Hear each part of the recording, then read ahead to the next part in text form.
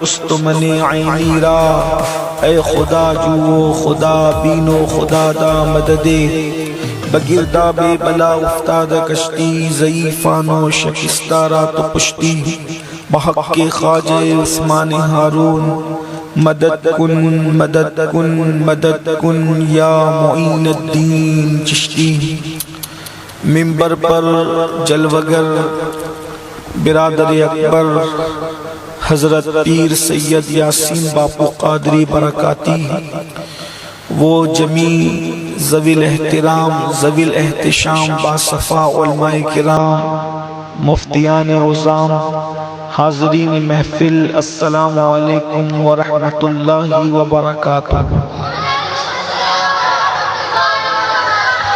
آئیے انتہائی احترام و عقیدت کے ساتھ اپنے اور ساری کائنات کے مرکز عقیدت، انیس بے کساں چارہ ساز درد منداں، ہم غریبوں کے غم گسار، ہم فقیروں کی سرور، شہریار ارم، تاجدار حرم، نوبہار شفاعت، شب اسرا کی دولہا، نوشے بزم جنت، دانائے سبل، مولائے کل، ختم الرسل، خسرو خوباں، سیاح لامکاں، وجہ کل فکاں، در اللہ المکنون، سر اللہ المخزون، عالم ما کانا وما یکون، آب و گل انبیاء، جان و دل اصفیاء، مطلع ہر سعادت، مقطع ہر سیادت، خلاصہ کائنات، فخر موجودات، حضور احمد مجتبی محمد مصطفیٰ، ارواحنا فدا صلی اللہ تعالی علیہ وآلہ وصحبہ وبارک وسلم کی بارگاہ بے کس پناہ میں جس طریقے سے پڑھاؤں سب مل کر میرے ساتھ پڑھیں۔ الصلاۃ والسلام علیک یا رسول اللہ، الصلاۃ والسلام علیک یا نبی اللہ، الصلاۃ والسلام علیک یا حبیب اللہ، وعلی آلک واصحابک یا نور اللہ، صلی اللہ تعالی علیہ وسلم۔ اٹھا دو پردہ، دکھا دو چہرہ کہ نور باری حجاب میں ہے، زمانہ تاریک ہو رہا ہے کہ مہر کب سے نقاب میں ہے، نہیں وہ میٹھی نگاہ والا خدا کی رحمت ہے جلوہ فرما، غضب سے ان کے خدا بچائے جلال باری عتاب میں ہے، وہ گل ہے لبہائے نازک ان کے، ہزار جھڑتے ہیں پھول جن سے، گلاب گلشن میں دیکھے بلبل، یہ دیکھ گلشن گلاب میں ہے، انہی کی بو مایہ سمن ہے، انہی کا جلوہ چمن چمن ہے، انہی سے گلشن مہک رہے ہیں، انہی کی رنگت گلاب میں ہے، کریم اپنے کرم کا صدقہ لئی میں بے قدر کو نہ شرما، تو اور رضا سے حساب لینا، رضا بھی کوئی حساب میں ہے۔ آج کی یہ محفل شادی خانہ آبادی کے موقع پر انعقاد پذیر ہے۔ عمران بھائی کے بچوں کی آج نکاح کی تقریب ہے اور آپ اور ہم سب یہاں جمع ہیں۔ آپ نے مجھ سے پیشتر ہمارے بڑے بھائی سے ان کے اصلاحی گفتگو ان کے اپنے انداز میں سماعت کر لی ہے۔ میں بھی مختصر سے وقت کے لیے چونکہ نکاح کی تقریب ہے اور مجھے پتہ چلا ہے کہ گاؤں کے لوگ جلدی سونے کے عادی ہیں، بلکہ بھائی جان نے بتایا کہ لوگ مغرب بعد ہی سوتے ہیں، لیکن آج کچھ لوگ جگ رہے ہیں، تو میں بھی یہ چاہتا ہوں کہ بہت دیر تک آپ کو کسی آزمائش اور امتحان میں نہ رکھتے ہوئے اپنی گفتگو کو جلد سمیٹنے کی کوشش کروں گا۔ نکاح کی تقریب ہے اور خطبے میں نے بھی اس آیہ کریمہ کی تلاوت کی ہے جو سورۃ النساء کی پہلی آیہ کریمہ ہے۔ اللہ تبارک و تعالیٰ نے اس میں ارشاد فرمایا، اے لوگو اپنے رب سے ڈرو جس نے ایک جان سے کثیر مردوں کو اور کثیر عورتوں کو پیدا فرمایا، اور رشتے کے معاملے میں اللہ سے ڈرتے رہو، جس رب کے نام پر تم سوال کرتے ہو اس رب سے ڈرتے رہو، اور اللہ سے ڈرو کہ اللہ تم پر کڑی نگرانی فرما رہا ہے۔ ہم انسان ہیں اور اللہ تبارک و تعالیٰ نے انسان کو ایک دوسرے کے ساتھ سماج میں رہنے کے لیے پیدا فرمایا ہے۔ جو جانور ہوتے ہیں، آپ اکثر جانوروں کو دیکھتے ہیں کہ جانور الگ الگ رہتے ہیں، اکیلے اکیلے رہتے ہیں۔ پرندے بھی الگ الگ رہتے ہیں، اکیلے اکیلے رہتے ہیں۔ چند جانور ہیں جیسے ہرن ہے، بکریاں ہیں، یہ ایک ساتھ غول میں یا ریوڑوں میں رہتے ہیں، لیکن انسان کہیں بھی اکیلا نہیں رہتا۔ انسان اکیلا کیوں نہیں رہتا؟ اس لیے کہ انسان یہ جو نام ہے، دیکھو اللہ نے جس کا جو نام رکھا ہے اس کے پیچھے کوئی نہ کوئی حکمت ہے۔ یہ انسان عربی کا یہ لفظ ہے، اور انسان بنا ہے انس سے، اور انس کا مطلب ہوتا ہے محبت اور پیار کے۔ تو اللہ نے انسان کو انس والا بنایا، یعنی جو انسان ہوگا وہ محبت کرنے والا ہوگا، جو انسان ہوگا وہ پیار کرنے والا ہوگا۔ اسی لیے انسان انس سے جب مشتق ہے، یعنی انسان انس سے ہے، تو انسان ایک دوسرے کے ساتھ رہنے میں انسیت اور وہ اس کو پسند کرتا ہے ایک دوسرے کے ساتھ رہنے کو۔ انسان جب اکیلا رہتا ہے تو وہ بے چین رہتا ہے، انسان اکیلا رہتا ہے تو وہ بے قرار رہتا ہے، حتیٰ کہ انسان جنت میں اکیلے بے چین رہا۔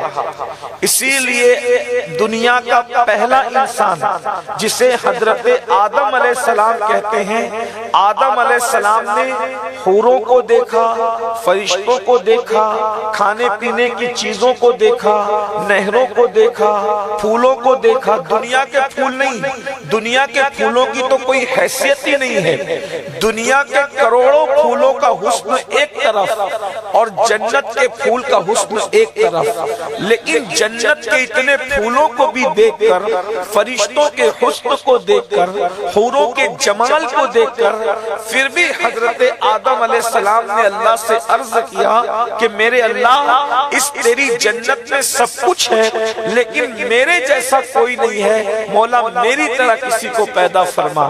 پھر اللہ تبارک و تعالیٰ نے حضرت آدم علیہ السلام سے حضرت حوا کو پیدا فرمایا، اور حوا اتنی خوبصورت تھی کہ ان کے حسن اور خوبصورتی کی وجہ سے ان کو حوا کہا گیا۔ تو یہ پہلا جوڑا تھا جو اللہ تبارک و تعالیٰ نے جنت میں بنایا، یہ پہلا نکاح تھا جو جنت کے اندر کیا گیا۔ یعنی نکاح کی تقریب کتنی عظیم تقریب ہے کہ نکاح کی تقریب سب سے پہلے جو سجائی گئی ہے وہ جنت کے اندر سجائی گئی ہے، اور نکاح پر کیا فضیلت ہے۔ اللہ اکبر! اللہ کے سچے رسول صادق و مصدوق مصطفیٰ جان رحمت صلی اللہ علیہ وآلہ وسلم ارشاد فرماتے ہیں، اللہ تبارک و تعالیٰ جس کو اولاد عطا فرمائے، اللہ جسے اولاد عطا فرمائے، وہ اولاد کی پیدائش پر اچھا نام رکھے۔ اللہ کسی کو اولاد دے، پہلا کام اچھا نام رکھنا۔ جنت اگر پانا چاہتے ہو، جنت میں جانا چاہتے ہو، حضور جنت کا رستہ بتا رہے، اللہ کے رسول صلی اللہ علیہ وآلہ وسلم جنت کا رستہ بتا رہے۔ میں بہت آسان زبان میں بات کرنا چاہ رہا ہوں، اور میں سمجھتا ہوں کہ شاید میری زبان آپ کو سمجھ میں آ رہی ہوگی، اور یہاں پر میرے دیہاتی بھائی جو میری ہی طرح دیہاتی ہیں ان کے دماغ میں بات آ جائے، اللہ کرے۔ جنت میں جانے کا پہلا رستہ اولاد۔ اللہ کسی کو اولاد بہت بڑی نعمت ہے۔ اللہ کی بارگاہ میں ہمیشہ شکر ادا کیا کرو کہ اللہ نے تمہیں اولاد والا بنایا۔ جن کو اولاد نہیں ان سے جا کر کے پوچھو اولاد کسے کہتے ہیں۔ مائیں اور بہنیں یہاں موجود ہیں، بعض عورتیں ناسمجھی کی وجہ سے، علم نہ ہونے کی وجہ سے اولاد کو بد دعا دیتے ہیں۔ ماں باپ اولاد کو کبھی بد دعا نہ دیا کر، اولاد کتنا ہی ستائے اولاد کو کبھی بد دعا مت دینا، اس لیے کہ ماں باپ کی دعا بھی ہر دعا قبول ہے اور ماں باپ کی بد دعا بھی ہر بد دعا قبول ہے۔ ماں باپ کی دعا زندگی میں کبھی نہ کبھی اثر دکھاتی ہے اور ماں باپ کی بد دعا بھی زندگی میں کبھی نہ کبھی اثر دکھاتی ہے۔ اولاد کتنا ہی ستائے ان کو دعا دو، کبھی بد دعا مت دو۔ ایک چیز میں کہتا ہوں، بہت پیاری بات ذہن میں آئی کہ جب ہمارے نبی نے کہہ دیا کہ ماں باپ کی ہر دعا قبول ہر بد دعا قبول، تو پھر ہم ماں باپ ہو کر اولاد کو تباہ اور بربادی کی بد دعا دے کر ان کو بھی دکھی کرتے ہیں۔ ہم ظاہر سی بات ہے اولاد کا نقصان ہوگا تو ہمیں کب اچھا لگے گا۔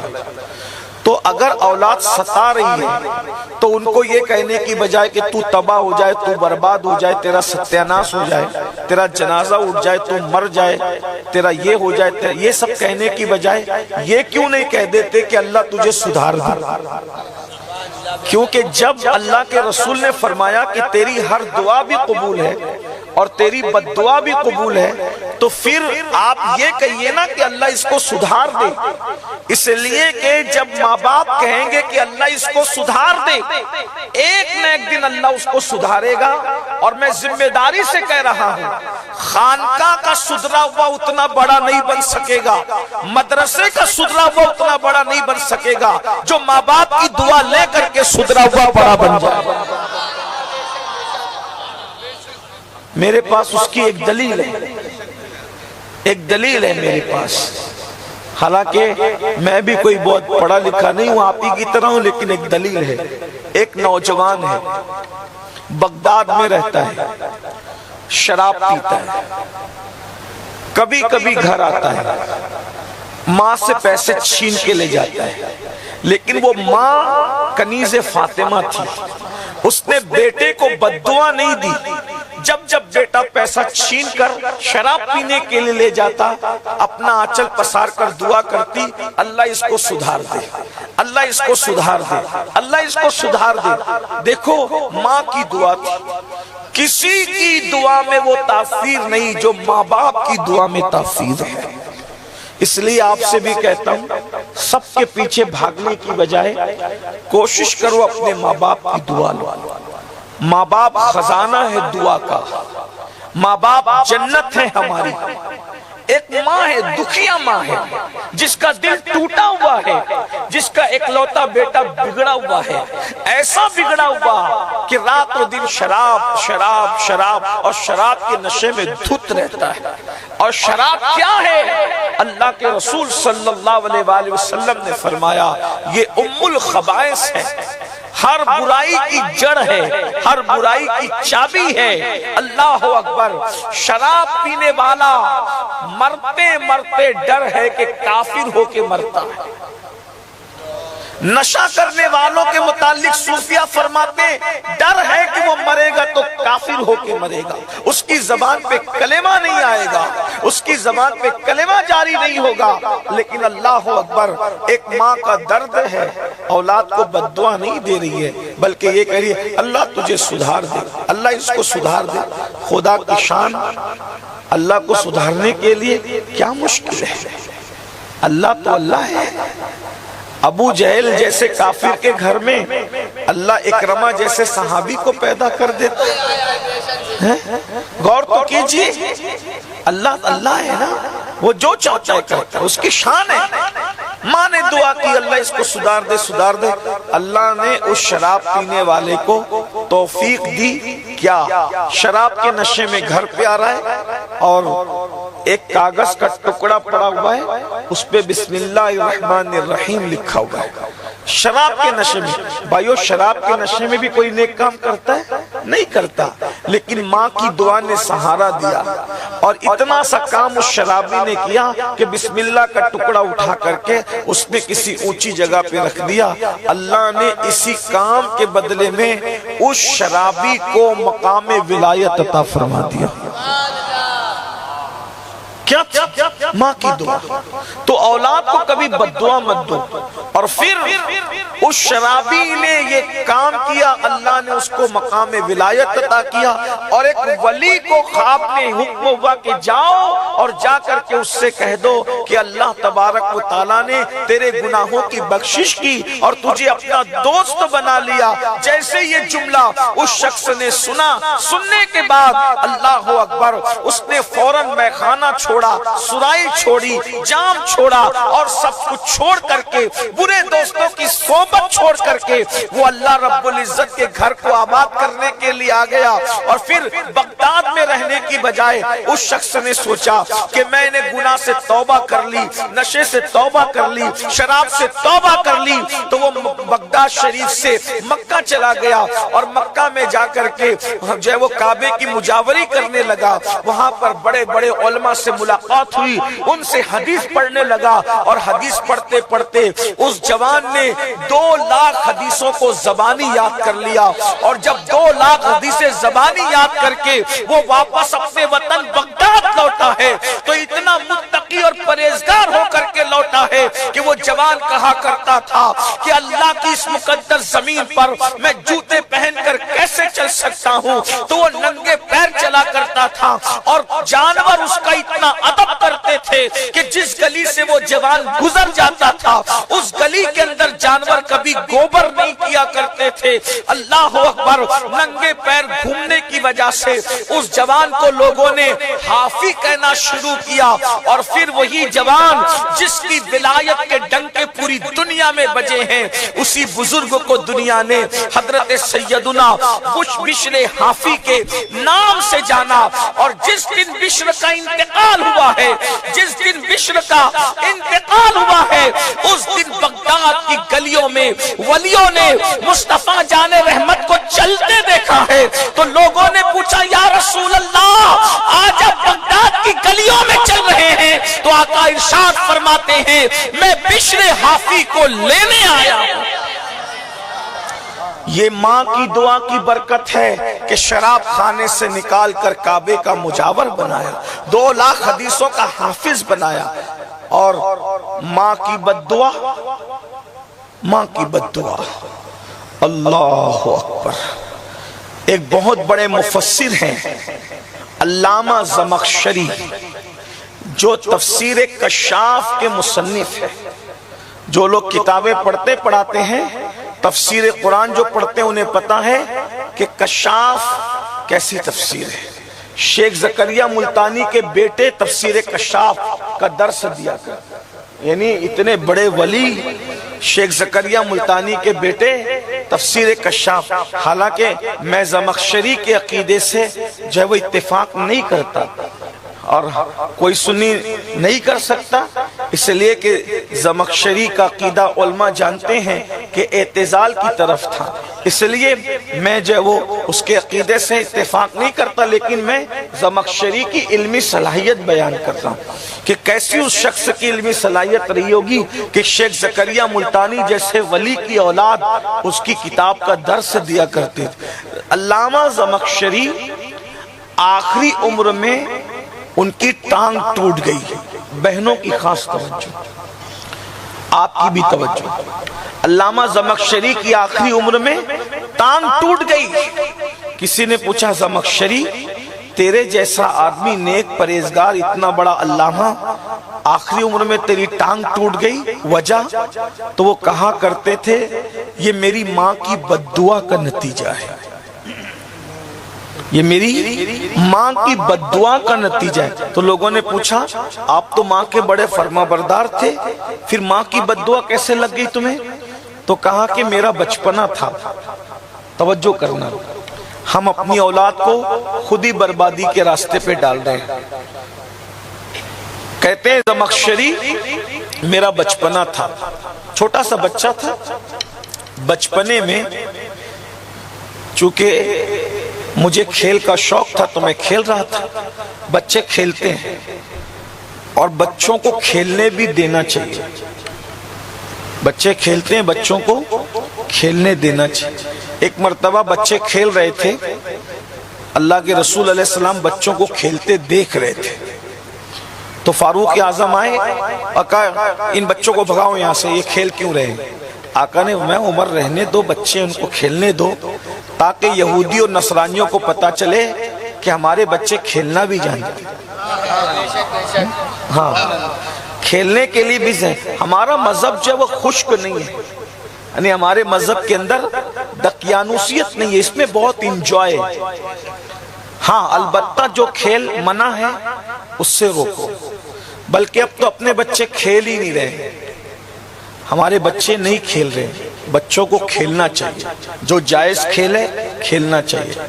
ہمارے بچے پورا وقت بیٹھ کر موبائل میں گیم کھیل رہے ہیں، اس سے ان کے دماغ پہ بھی اثر، ان کی آنکھوں پر بھی اثر، ان کے ہارٹ پر بھی اثر، اور جسمانی ایکٹیویٹیز جب ان کی کچھ نہیں رہے گی تو ان کی گروتھ کیسے ہوگی؟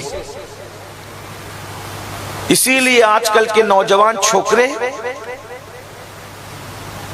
پرانے بڈھوں سے بھی زیادہ کمزور ہیں، اس لیے کہ جو بڈھے تھے نا وہ کھیل کود کے بڑے ہوئے تھے، اور یہ ہمارے جوان بغیر کھیل کود کے بڑے ہوئے، اس لیے ادھر گرے تو ہڈی ٹوٹی، ادھر گرے تو فریکچر ہو گیا۔ لیکن یہ میں بات بہت صحیح کہہ رہا ہوں، آپ میری بات پر غور کرنا، یہ صرف ہنسنے کی بات نہیں ہے۔ اللہ کے رسول علیہ السلام جب اپنی امی کے ساتھ مدینہ منورہ گئے تھے بچپنے میں، تو پھر اس کے بعد ہجرت کرنے کے بعد پھر حضور مدینہ شریف پہنچے، تو صحابہ کو بتاتے تھے کہ یہاں میں بچوں کے ساتھ کھیلنے آتا۔ اور کیا کھیلتے تھے حضور کا کھیل کیا تھا؟ کہا کہ یہ جو کنویں ہیں نا بڑے، اس زمانے میں کنویں بڑے بڑے ہوتے تھے، اگر آپ پرانے کنویں دیکھیں گے تو اس میں باضابطہ زینے لگے ہوتے ہیں، وہ بہت بڑے بڑے ہوتے ہیں۔ تو فرماتے تھے اللہ کے رسول کہ ہم ان کنووں کے اندر تیراکی کیا کرتے تھے، تیراکی کیا کرتے۔ اللہ کے رسول علیہ السلام نے تیراکی کی ہے، جس کو آج لوگ اپنی زبان میں سوئمنگ کرنا کہتے ہیں۔ سوئمنگ پول بنے ہوئے، حضور علیہ السلام تیراکی کرتے تھے۔ آپ یاد رکھیے جب انسان 1 گھنٹہ تیراکی کر لے تو 2-3 گھنٹہ چلنے میں اس کو جو فائدہ ملتا ہے، 1.5-2 گھنٹہ جو اس کو بھاگنے دوڑنے میں فائدہ ملتا ہے، اس سے زیادہ فائدہ اس کو تیراکی سے ملتا ہے۔ کیونکہ تیراکی کرنے کے بعد آپ کبھی غور کرنا، تیراکی جب آپ کرتے ہیں تو آپ کو بھوک بہت زور کی لگتی ہے، اور تیراکی کرنے کے بعد پیٹ بہت جلدی صاف ہوتا ہے، لیکن آج تیراکی نہیں کرتے ہمارے بچے۔ یہ حضور کی سنت ہے، اللہ کے رسول علیہ السلام نے بچپنے میں تیراکی کی ہے۔ اور کس عمر میں تیراکی کی ہے؟ صرف 6 سال کی عمر۔ اللہ کے رسول علیہ السلام 6 سال کی عمر میں تیراکی فرماتے تھے، بچے نہیں کر رہے ہیں۔ اسی طرح ہمارے یہاں پہلے کشتیاں ہوتی تھی، اب وہ بھی ختم ہو گیا۔ اسی طریقے سے ہمارے یہاں دوڑ ہوتی تھی، اللہ کے رسول علیہ السلام خود بیٹھتے تھے اور بچوں کو کہتے تھے دوڑو۔ اللہ کے رسول بچوں کو دوڑاتے تھے، اور بچے دوڑتے ہوئے آتے تھے، کوئی حضور کے پیٹ پہ گرتا تھا، کوئی حضور کے سینے پہ گرتا تھا، اللہ کے رسول ان سے خوش ہوتے تھے۔ آج بچے نہ دوڑ رہے ہیں نہ بھاگ رہے ہیں، کھیل کود کچھ بھی نہیں ہے، اس لیے جو جسم کے اندر طاقت اور قوت ہونی چاہیے وہ سب کچھ چیزیں ناپید ہوتی جا رہی ہے۔ تو بہرحال بات دور نکل گئی میری، میں یہ عرض کر رہا تھا کہ زمخشری کہتے ہیں کہ میرا بچپنا تھا، مجھے کھیلنے کا شوق تھا، تو کیا کھیل رہے تھے؟ وہ دور موبائل کا تو تھا نہیں، وہ دور گیمز کا تو نہیں تھا، تو چڑیا سے کھیل رہے تھے زمخشری بچپنے میں۔ چڑیا کے پیر میں دھاگا باندھ دیا تھا، پتلا سا ڈورا، اور چڑیا کو چھوڑ دیتے، جب چڑیا اڑتی تو وہ ڈورا پکڑ کر کے کھینچ لیتے، تو چڑیا پھر ان کے پاس آ جاتی، پھر وہ چڑیا کو چھوڑ دیتے تو چڑیا اڑ جاتی، پھر ڈورا پکڑ کے کھینچ لیتے، چڑیا پھر واپس آ جاتی۔ انہوں نے چڑیا کو چھوڑا زمخشری نے، اور چڑیا کا بچہ چلا گیا گھونسلے میں، اور جب گھونسلے میں گیا تو چونکہ چڑیا یا پرندہ کوئی بھی جب گھونسلے میں جاتا ہے تو گھونسلے کی لکڑی کو وہ مضبوط پکڑ کر کے بیٹھ جاتا ہے. ان کے پنجے قدرت نے بڑے جو وہ حکمت والے بنائے ہیں. تو زمخشری کہتے ہیں وہ چڑیا کا بچہ جس سے میں کھیل رہا تھا وہ گھونسلے میں چلا گیا. میں نے ڈورا اس کے پیر میں باندھ کے رکھا تھا, میں کھینچ رہا تھا, وہ آنا نہیں چاہتا تھا. میں نے اس زور سے کھینچا کہ چڑیا کے بچے کا پیر کٹ کر میرے ہاتھ میں آ گیا. چڑیا کا بچہ اندر گھونسلے میں رہ گیا اور اتنی زور سے کھینچا کہ اس کا پیر ٹوٹ کر میرے ہاتھ میں آ گیا. میری ماں وہاں موجود تھی. ماں کو غصہ آیا اور ماں کی زبان سے بے ساختہ نکلا, تو نے چڑیا کے بچے کا پیر توڑا, اللہ تیرا پیر توڑ دے. کہا بچپنے کی میری ماں کی دی ہوئی بددعا وہ بڑھاپے میں اثر دکھا رہی ہے کہ میں بڑھاپے میں لنگڑا ہو گیا. اس لیے اپنی اولاد کو کبھی بددعا مت دو. اولاد اولاد ہوتی ہے. تو میں یہ عرض کر رہا تھا, اولاد کے بارے میں بات چل رہی تھی. اللہ جس کو اولاد دے جنت کا راستہ پہلی بات اس کا اچھا نام رکھو. اللہ کے رسول علیہ السلام فرماتے ہیں اس کا اچھا نام رکھو. اچھا نام کیا؟ آج کل لوگ کچھ بھی اچھا, ابھی سیریلوں میں دیکھتے ہیں نام رکھتے ہیں, فلموں میں دیکھتے ہیں نام رکھتے ہیں.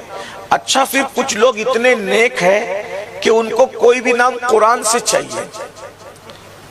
ان کو کوئی بھی نام قرآن سے چاہیے. بھئی قرآن میں بہت کچھ ہے, تو قرآن کے اندر جو کچھ ہے وہ ہر نام, قرآن میں جو نام آئے ہیں ہر نام قرآن کا رکھا نہیں جا سکتا. اس لیے کہ قرآن میں تو ابلیس کا نام بھی آیا ہے, قرآن میں تو قارون کا نام بھی آیا ہے, قرآن میں تو فرعون کا نام بھی آیا ہے. لوگوں کو کیا چاہیے؟ نیا لیٹسٹ نام چاہیے, نیا نام چاہیے. اور نئے نام کے چکر میں کچھ بھی, الماس نیا نام. الماس کیا ہے بھئی؟ یہ پتھر ہے. امبر کیا ہے؟ یہ مچھلی کا فضلہ ہے. فضلہ کیا سمجھے؟ فضلہ مچھلی کا پاخانہ ہے. کیا کیا نام رکھ رہے ہو؟ آپ کو میں نام بتاؤں کیا نام؟ اللہ کے رسول علیہ الصلوۃ والتسلیم کے فرمان کا مفہوم ہے اپنے بچوں کے نام بزرگوں کے نام پہ رکھو. اللہ کے رسول علیہ السلام نے اپنی بیٹی کا نام اپنی چچی جس کو ماں کہتے تھے سیدہ فاطمہ بنت اسد کے نام پہ اپنی بیٹی کا نام فاطمہ رکھا. دیکھ رہے ہیں, اپنی ایک شہزادی کا نام زینب رکھا, اپنی ایک بیٹی کا نام ام کلثوم رکھا, اپنی ایک بیٹی کا نام رقیہ رکھا. سیدہ فاطمہ کے گھر 3 بیٹیاں ہوئی, مولا علی کے گھر 3 بیٹیاں ہوئی. سیدہ فاطمہ سے تینوں بیٹیوں میں حضور علیہ السلام نے جو نام اپنی بیٹیوں کے رکھے تھے سیم نام مولا علی نے اپنی بیٹیوں کا رکھا. سیدہ فاطمہ کی 3 بیٹیاں ہیں, ایک کا نام زینب, ایک کا نام رقیہ, ایک کا نام ام کلثوم. یعنی جو نام ان کے بابا نے رکھے اپنی بیٹیوں کے, سیدہ فاطمہ اور مولا علی نے سیم وہی نام اپنی بیٹیوں کے رکھے. پھر اس کے بعد آپ دیکھیں اللہ کے رسول نے اپنے بیٹے کا نام اپنے دادا ابراہیم علیہ السلام کے نام پر ابراہیم رکھا. دیکھ رہے ہیں آپ, لیکن یہ نام ہم لوگ کہتے ہیں معاذ اللہ کہ یہ بڈھے نام ہے, یہ پرانے نام ہے. میرے بھائیوں, جس کا نام رکھو گے, جس کا نام, اس کے نام کی تاثیر آپ کے بچے میں آئے گی. اگر کرکٹر کے نام پہ نام رکھا وہ وہی ساری اداؤں پہ جائے گا. ہیرو کے نام پہ نام رکھا وہ ساری اداؤں پہ جائے گا. لیکن اگر ولیوں کے نام پہ نام رکھا, صحابہ کے نام پہ نام رکھا, انبیاء کے نام پہ نام رکھا, پھر اس کی برکتیں دیکھنا. اور پھر میرے نبی کے نام کی تو برکت ہی جدا ہے. میرے آقا ارشاد فرماتے ہیں جس نے میری محبت میں اپنے بیٹے کا نام محمد رکھا اس کے بیٹے پر بھی جہنم حرام ہو گئی, اس کے باپ پر بھی جہنم حرام ہو گئی. اللہ کے رسول علیہ السلام فرماتے ہیں ارے تمہارا بگڑتا کیا ہے کہ تمہارے گھر میں 3 بیٹے ہو اور تینوں کا نام محمد ہو. کیا بات ہے. پھر پہچان کے لیے کچھ بھی رکھو لیکن اصل نام محمد رکھو. الحمدللہ تعالی میرے گھر میں غوث پاک کے 5 غلام ہیں، 5 کا نام میں نے محمد رکھا ہے، اور پھر پہچان کے لیے ایک کا نام حسن رکھا، ایک کا نام حسین رکھا، ایک کا نام علی رکھا، ایک کا نام حمزہ رکھا، ایک کا نام عباس رکھا۔ کیوں کہ ہم مر بھی جائیں تو ہماری اولاد کو یہ احساس ہو کہ میرا باپ کسی کرکٹر کا دیوانہ نہیں تھا، کسی ہیرو کا دیوانہ نہیں تھا، وہ اہل بیت اور صحابہ کا بے دام غلام تھا۔ ہماری نسلوں کو یہ احساس ہونا چاہیے۔ یہ کیا نئے نام کے چکر میں پھنسے ہو؟ اور میں تو کہتا ہوں صحابہ کے ایسے نام آج بھی موجود ہیں کہ اگر ہم وہ رکھیں تو وہ 1400 سال کے بعد بھی نئے نئے لگتے ہیں۔ رکھو اپنے بچوں کے نام صحابہ کے نام پہ، انبیاء کے نام پہ رکھو، لیکن تم یہ نہیں۔ نام لینے کے لیے امام صاحب کے پاس آئیں گے، حضرت نام دے دو، پیر صاحب کے پاس آئیں گے، نام دے دو۔ میں جلدی سے کسی کو نام نہیں دیتا ہوں۔ کیوں نہیں دیتا ہوں پتہ ہے؟ نام ہم سے لے جاتے ہیں، محنت کر کے نام نکال کے دو، لیکن رکھتے وہی ہے جو ان کا اپنا دماغ کہتا ہے۔ تو پھر ہمارے پاس کیوں آتے ہو؟ تم خود ہی رکھو، خود ہی رکھ لو۔ میرے بھائیوں، نام بالکل الٹ پلٹ۔ کوئی اپنی بیٹی کا نام کسی کا ہو تو ناراض نہیں ہونا۔ نوشین نام رکھتے ہیں۔ بتائیں نوشین کا کیا مطلب ہوا؟ نو مانا نیا، شین مطلب شین کیا ہوا؟ نیا شین۔ اور کیا نام رکھا؟ کا روبینا۔ کیا مطلب ہوا؟ رو بینا، اے آنکھ والی روتی رہے، روتی رہتی، زندگی کو روتی رہتی ہے۔ یہ ہنسنے کی بات نہیں، اچھے نام رکھو، اپنی اولاد کے اچھے نام رکھو۔ بتاؤں اچھے نام؟ زینب رکھو، ام کلثوم رکھو، میمونہ رکھو۔ یہ میمونہ کون ہے؟ رسول اللہ کی پیاری بیوی ہے۔ ام سلمہ رکھو، رسول اللہ کی پیاری بیوی ہے۔ اور کیا رکھو؟ اللہ اکبر، سکینہ رکھو یا سکینہ رکھو۔ سکینہ اور سکینہ کیا ہے؟ اب ذرا اس کو سن لو۔ سکینہ اور سکینہ کیا ہے؟ تشریف لائیں باپو، استقبال ہے آپ نواز۔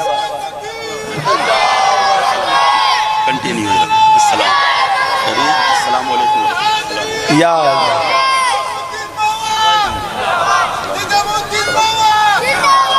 ہماری محفل میں ہمارے بھائی سید نظام الدین باپو تشریف لائیں، ان کا بھی استقبال ہے۔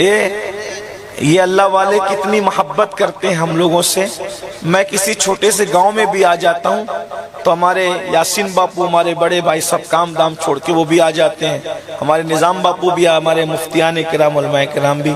یقیناً میری نسلیں بھی اس پر فخر کرے گی کہ یہ لوگ مجھ سے محبت کرتے ہیں۔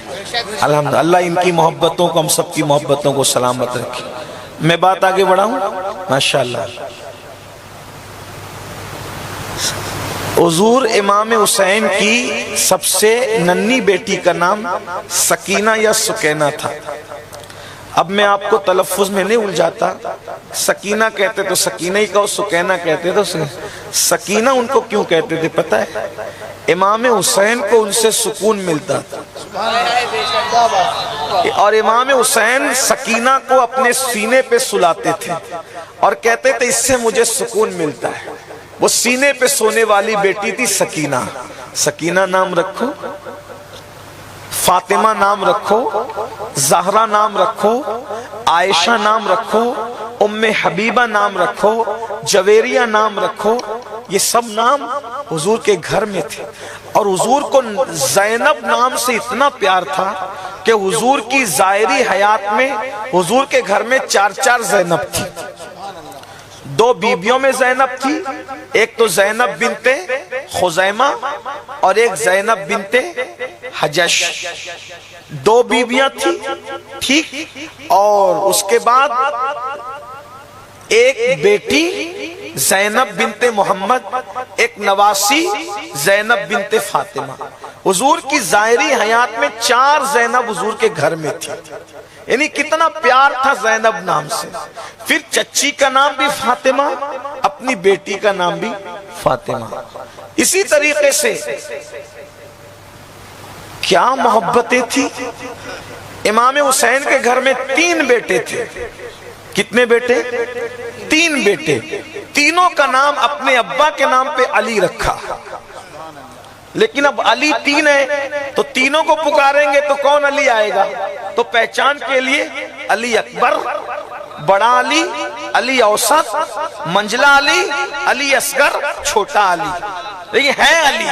اسی لیے تو جس وقت دمشق قافلہ گیا تو یزید پلید نے کہا تیرا نام کیا ہے بچے؟ تو میرے امام عابد بیمار مظلوم کربلا سید سجاد نے کہا میرا نام علی ہے۔ تو کہا میں نے سنا علی تو مر گیا کربلا میں۔ کہا وہ میرا بڑا بھائی تھا، اس کا نام بھی علی تھا۔ تو کہا میں نے تو سنا کہ وہ دوسرا بھی مر گیا کربلا میں۔ کہا وہ میرا چھوٹا بھائی تھا، اس کا نام بھی علی تھا۔ تو غصے میں آ کے کہتا ہے کہ تیرے باپ کو اور کوئی نام نہیں ملا تھا؟ تو مسکرا کر میرے سید سجاد نے کہا وہ تو 3 تھے، اللہ کی عزت کی قسم اگر 100 بیٹے بھی میرے بابا کو ہوتے تو میرا باپ علی سے اتنا پیار کرتا تھا کہ وہ 100 کے 100 کا نام علی ہی رکھتا۔ نعرہ تکبیر، نعرہ رسالت، سبحان اللہ سبحان اللہ سبحان اللہ۔ نام ایسا رکھو کہ بیٹے کا نام پکارو تو بھی تمہارے گھر میں برکت ہے، کیونکہ یہ بیٹا تو غلام علی ہے۔ جب تمہاری زبان پر علی کا نام آئے گا تو تمہارے گھر کے جنات بھی بھاگیں گے اور تمہارے گھر کی بلائیں بھی بھاگیں گے۔ بھائی یہ مولا علی کے نام کو سمجھتے کیا ہو؟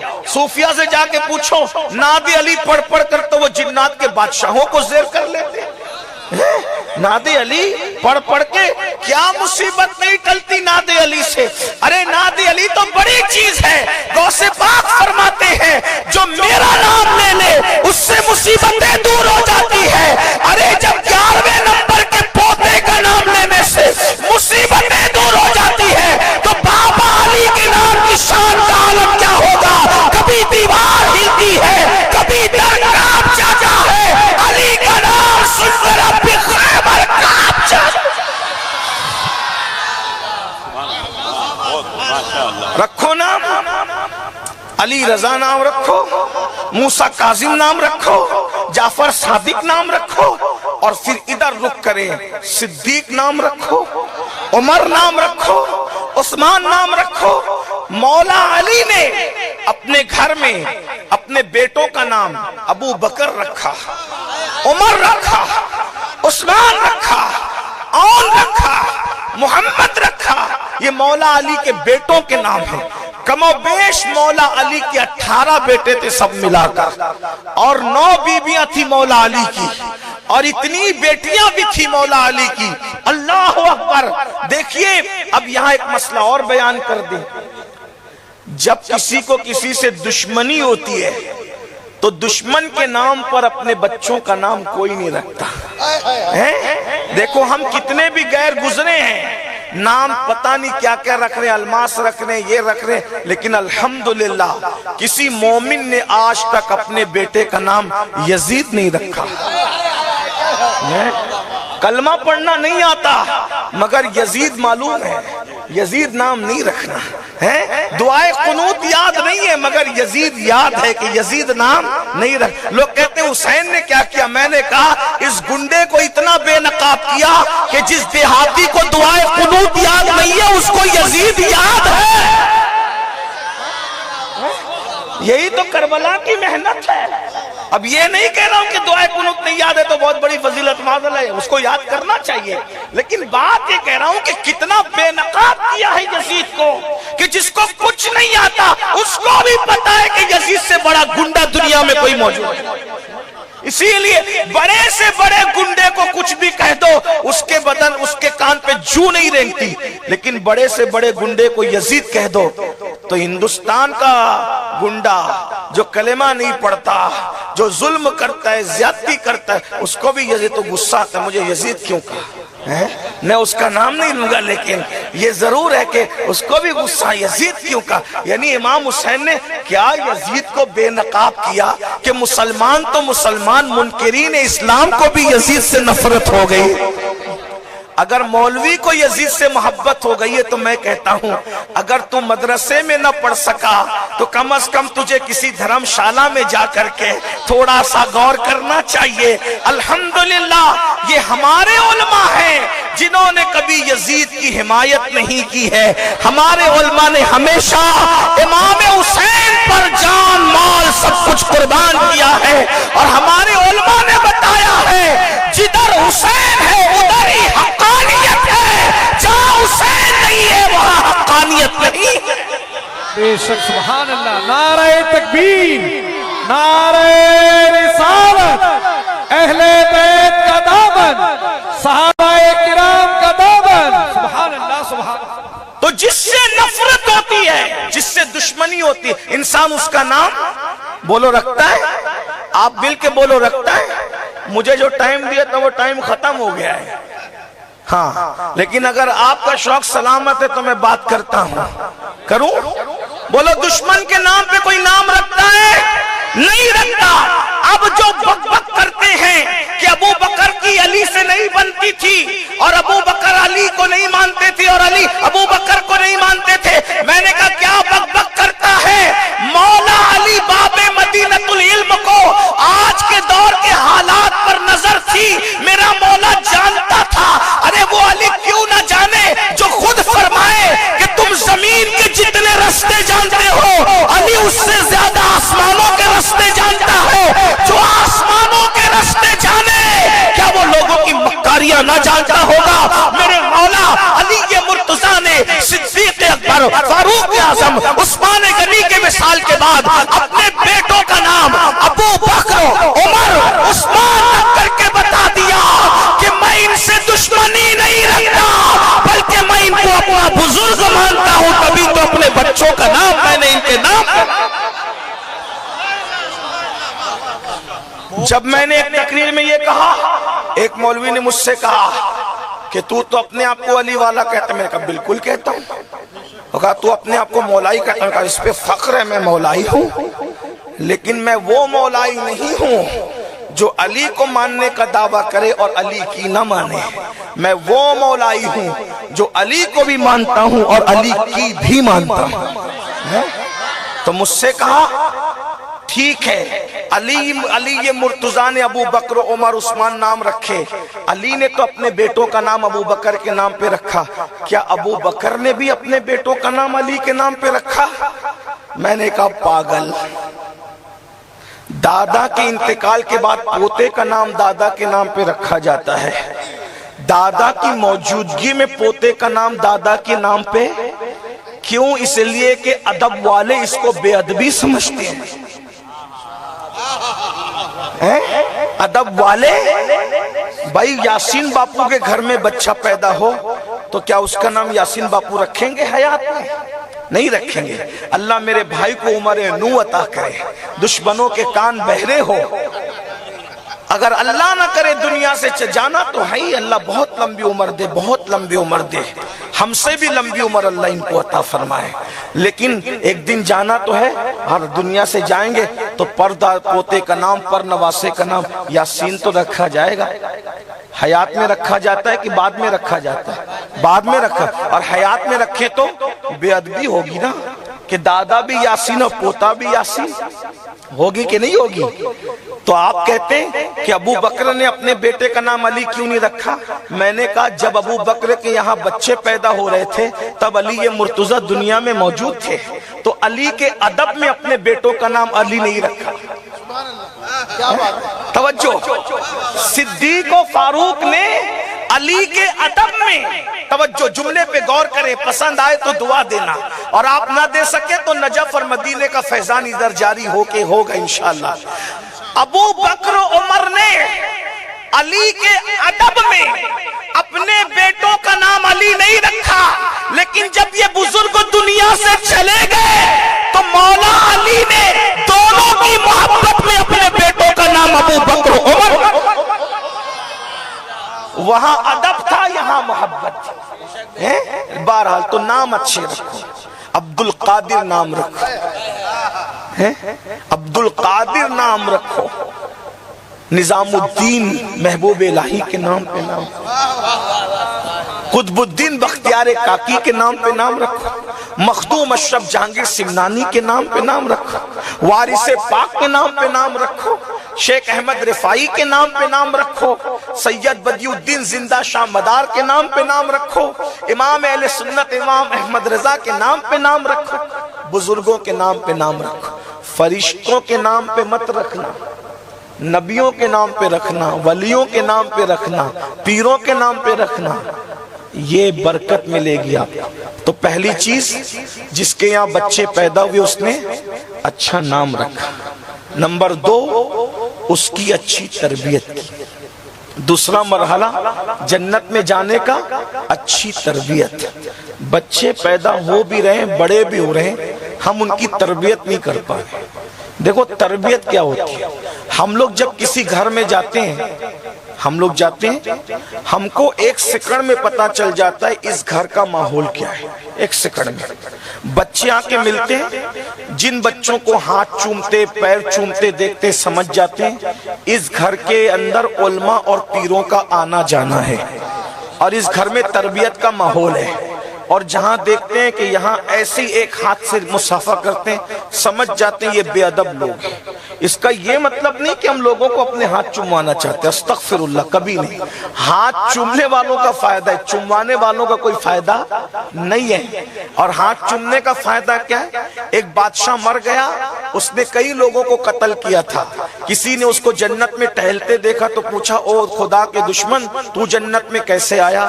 तो उसने कहा, एक मर्तबा इमाम हसन बसरी के हाथ अकीदत से चूमा था, हाथ चूमने की बरकत से अल्लाह ने सारे गुनाहों की मगफिरत फरमा। ये हाल है। तो ये तरबियत का मामला है। इसी तरीके से अच्छी तरबियत, बच्चों को खाना खाते देखकर भी हमें अंदाजा होता है कि घर में तरबियत का माहौल क्या है। बच्चों को बातचीत करते वक्त देखकर भी हमें पता होता है घर में तरबियत का माहौल। जिस घर में बड़े गाली देंगे उस घर के बच्चे भी गाली देते हैं। जिस घर के बड़े कभी गाली नहीं देते उस घर के बच्चे भी कभी गाली नहीं देते। जिस घर के बच्चे गाने गाते हैं, जिस घर के बड़े गाने गाते हैं उस घर के बच्चे भी गाने गाते हैं। देखो, बच्चों को बिगाड़ने के लिए शैतान की जरूरत नहीं है, बच्चों को बिगाड़ने के लिए बड़े घर वाले खुद शैतान बनते हैं। तो अपने बच्चों की तरबियत करो। मैं फिर आकर के आपको बताता हूँ, इमाम हुसैन कभी भी इमाम हुसैन नहीं बनते। मैं अपनी जिम्मेदारी पे कह रहा हूँ, उलमा को मैं अपनी अपने साथ नहीं ले रहा हूँ। हो सकता है कोई मुझे गाली भी दे, लेकिन मैं बहुत जिम्मेदारी से कह रहा हूँ, इमाम हुसैन कभी भी इमाम हुसैन न बनते अगर उनको सैयदा फातिमा जैसी माँ की तरबियत न मिलती। मैं करबला का सबसे बड़ा किरदार सैयदा फातिमा को मानता हूँ। आप कुछ कह लें, सैयदा वहां थी नहीं बज़ाहिर, लेकिन पूरी करबला की बानिया अगर कोई है तो वो सैयदा कायनात है, वो मखदूमा कायनात है। क्यों? आप कहेंगे इमाम हुसैन बहादुर थे। मैंने कहा हुसैन तो मर्द थे, लेकिन ज़ैनब के अंदर वो बहादुरी कहां से आई है? इमाम हुसैन तो 10वीं मुहर्रम को जन्नत चले गए, काफिला छोड़कर चले गए, लेकिन आखिर करबला से लेकर कूफा की दीवारें हिलाने तक और कूफा की दीवार हिलाने से लेकर दमिश्क का दरबार दहलाने तक अगर कोई जुर्रत दिखाता है तो उसको ज़ैनब बिन्ते फातिमा कहा जाता है। अब मुझे बताओ, ज़ैनब में कौन सा हुसैन है? तो पता चलेगा।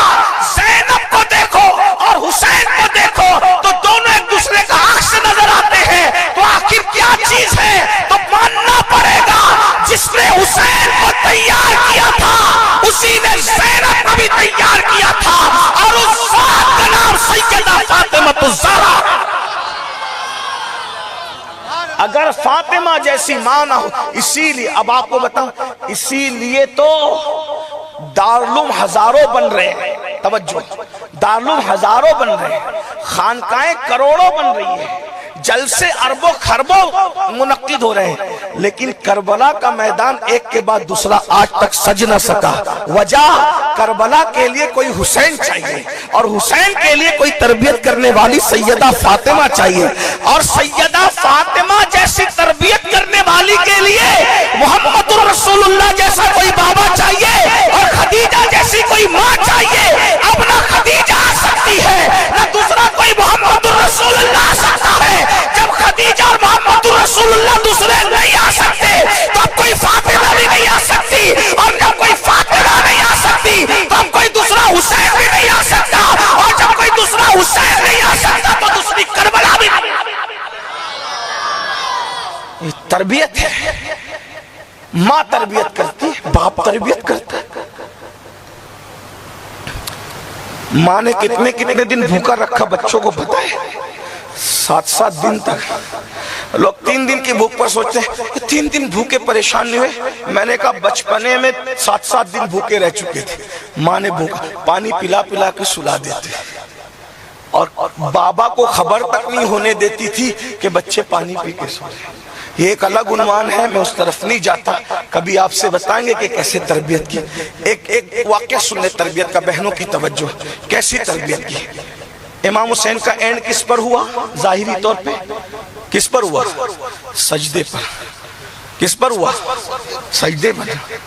इमाम हुसैन का सजदा वो है, कौन सा सजदा है? हो सके तो लाइए दोनों जहां मीजान में, मैंने एक सजदा जमीन करबला से ले ले। इमाम हुसैन के सजदे को शरायते सजदा पे तोलने की कोशिश मत करना, इसलिए कि इमाम हुसैन का सजदा वो है कि पूरी कायनात के आज के सारे लोगों का सजदा, कुतुब वली अब्दाल के सजदे एक तरफ सारी जिंदगी के, और मेरे हुसैन पाक का सजदा एक तरफ है।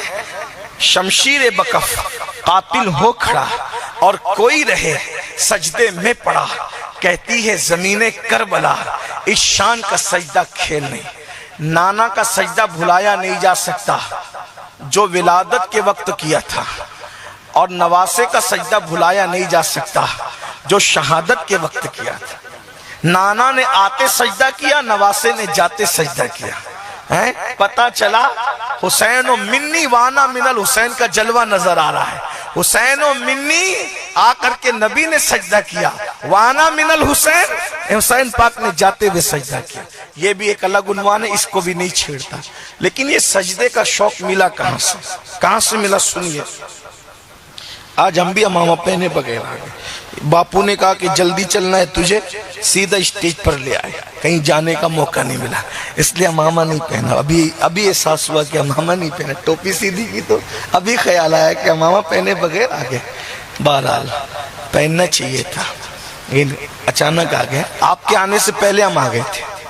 हाँ, बापू ने बताया कि लोग जल्दी सोते हैं, जल्दी चलते, हम रशीद आ गए अल्हम्दुलिल्लाह। लेकिन आप भी आ गए आवाज सुन के जल्दी से। हम तो सोच रहे थे कि जितने थे उतने ही होंगे, लेकिन गौस पाक के खजाने में कमी नहीं है। हाँ, मुर्शिद के खजाने में कमी नहीं है, भर गया आपका पिंडाल। हाँ, आपने जो है वो जलसों में शादियां देखी होगी, लेकिन पहली मर्तबा शादी में जलसा भी देख लीजिए, है ना। हाँ, अल्लाह करे इसमें बरकत हो।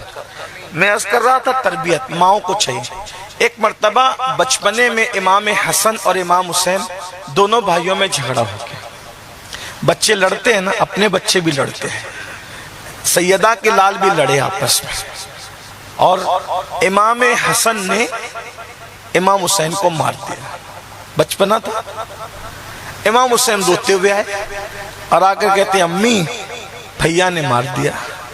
हालांकि इमाम हसन बड़े सब्र वाले आदमी थे, लेकिन बचपना था, जो वो मासूम नबी के महफूज नवासे, तो बचपना था।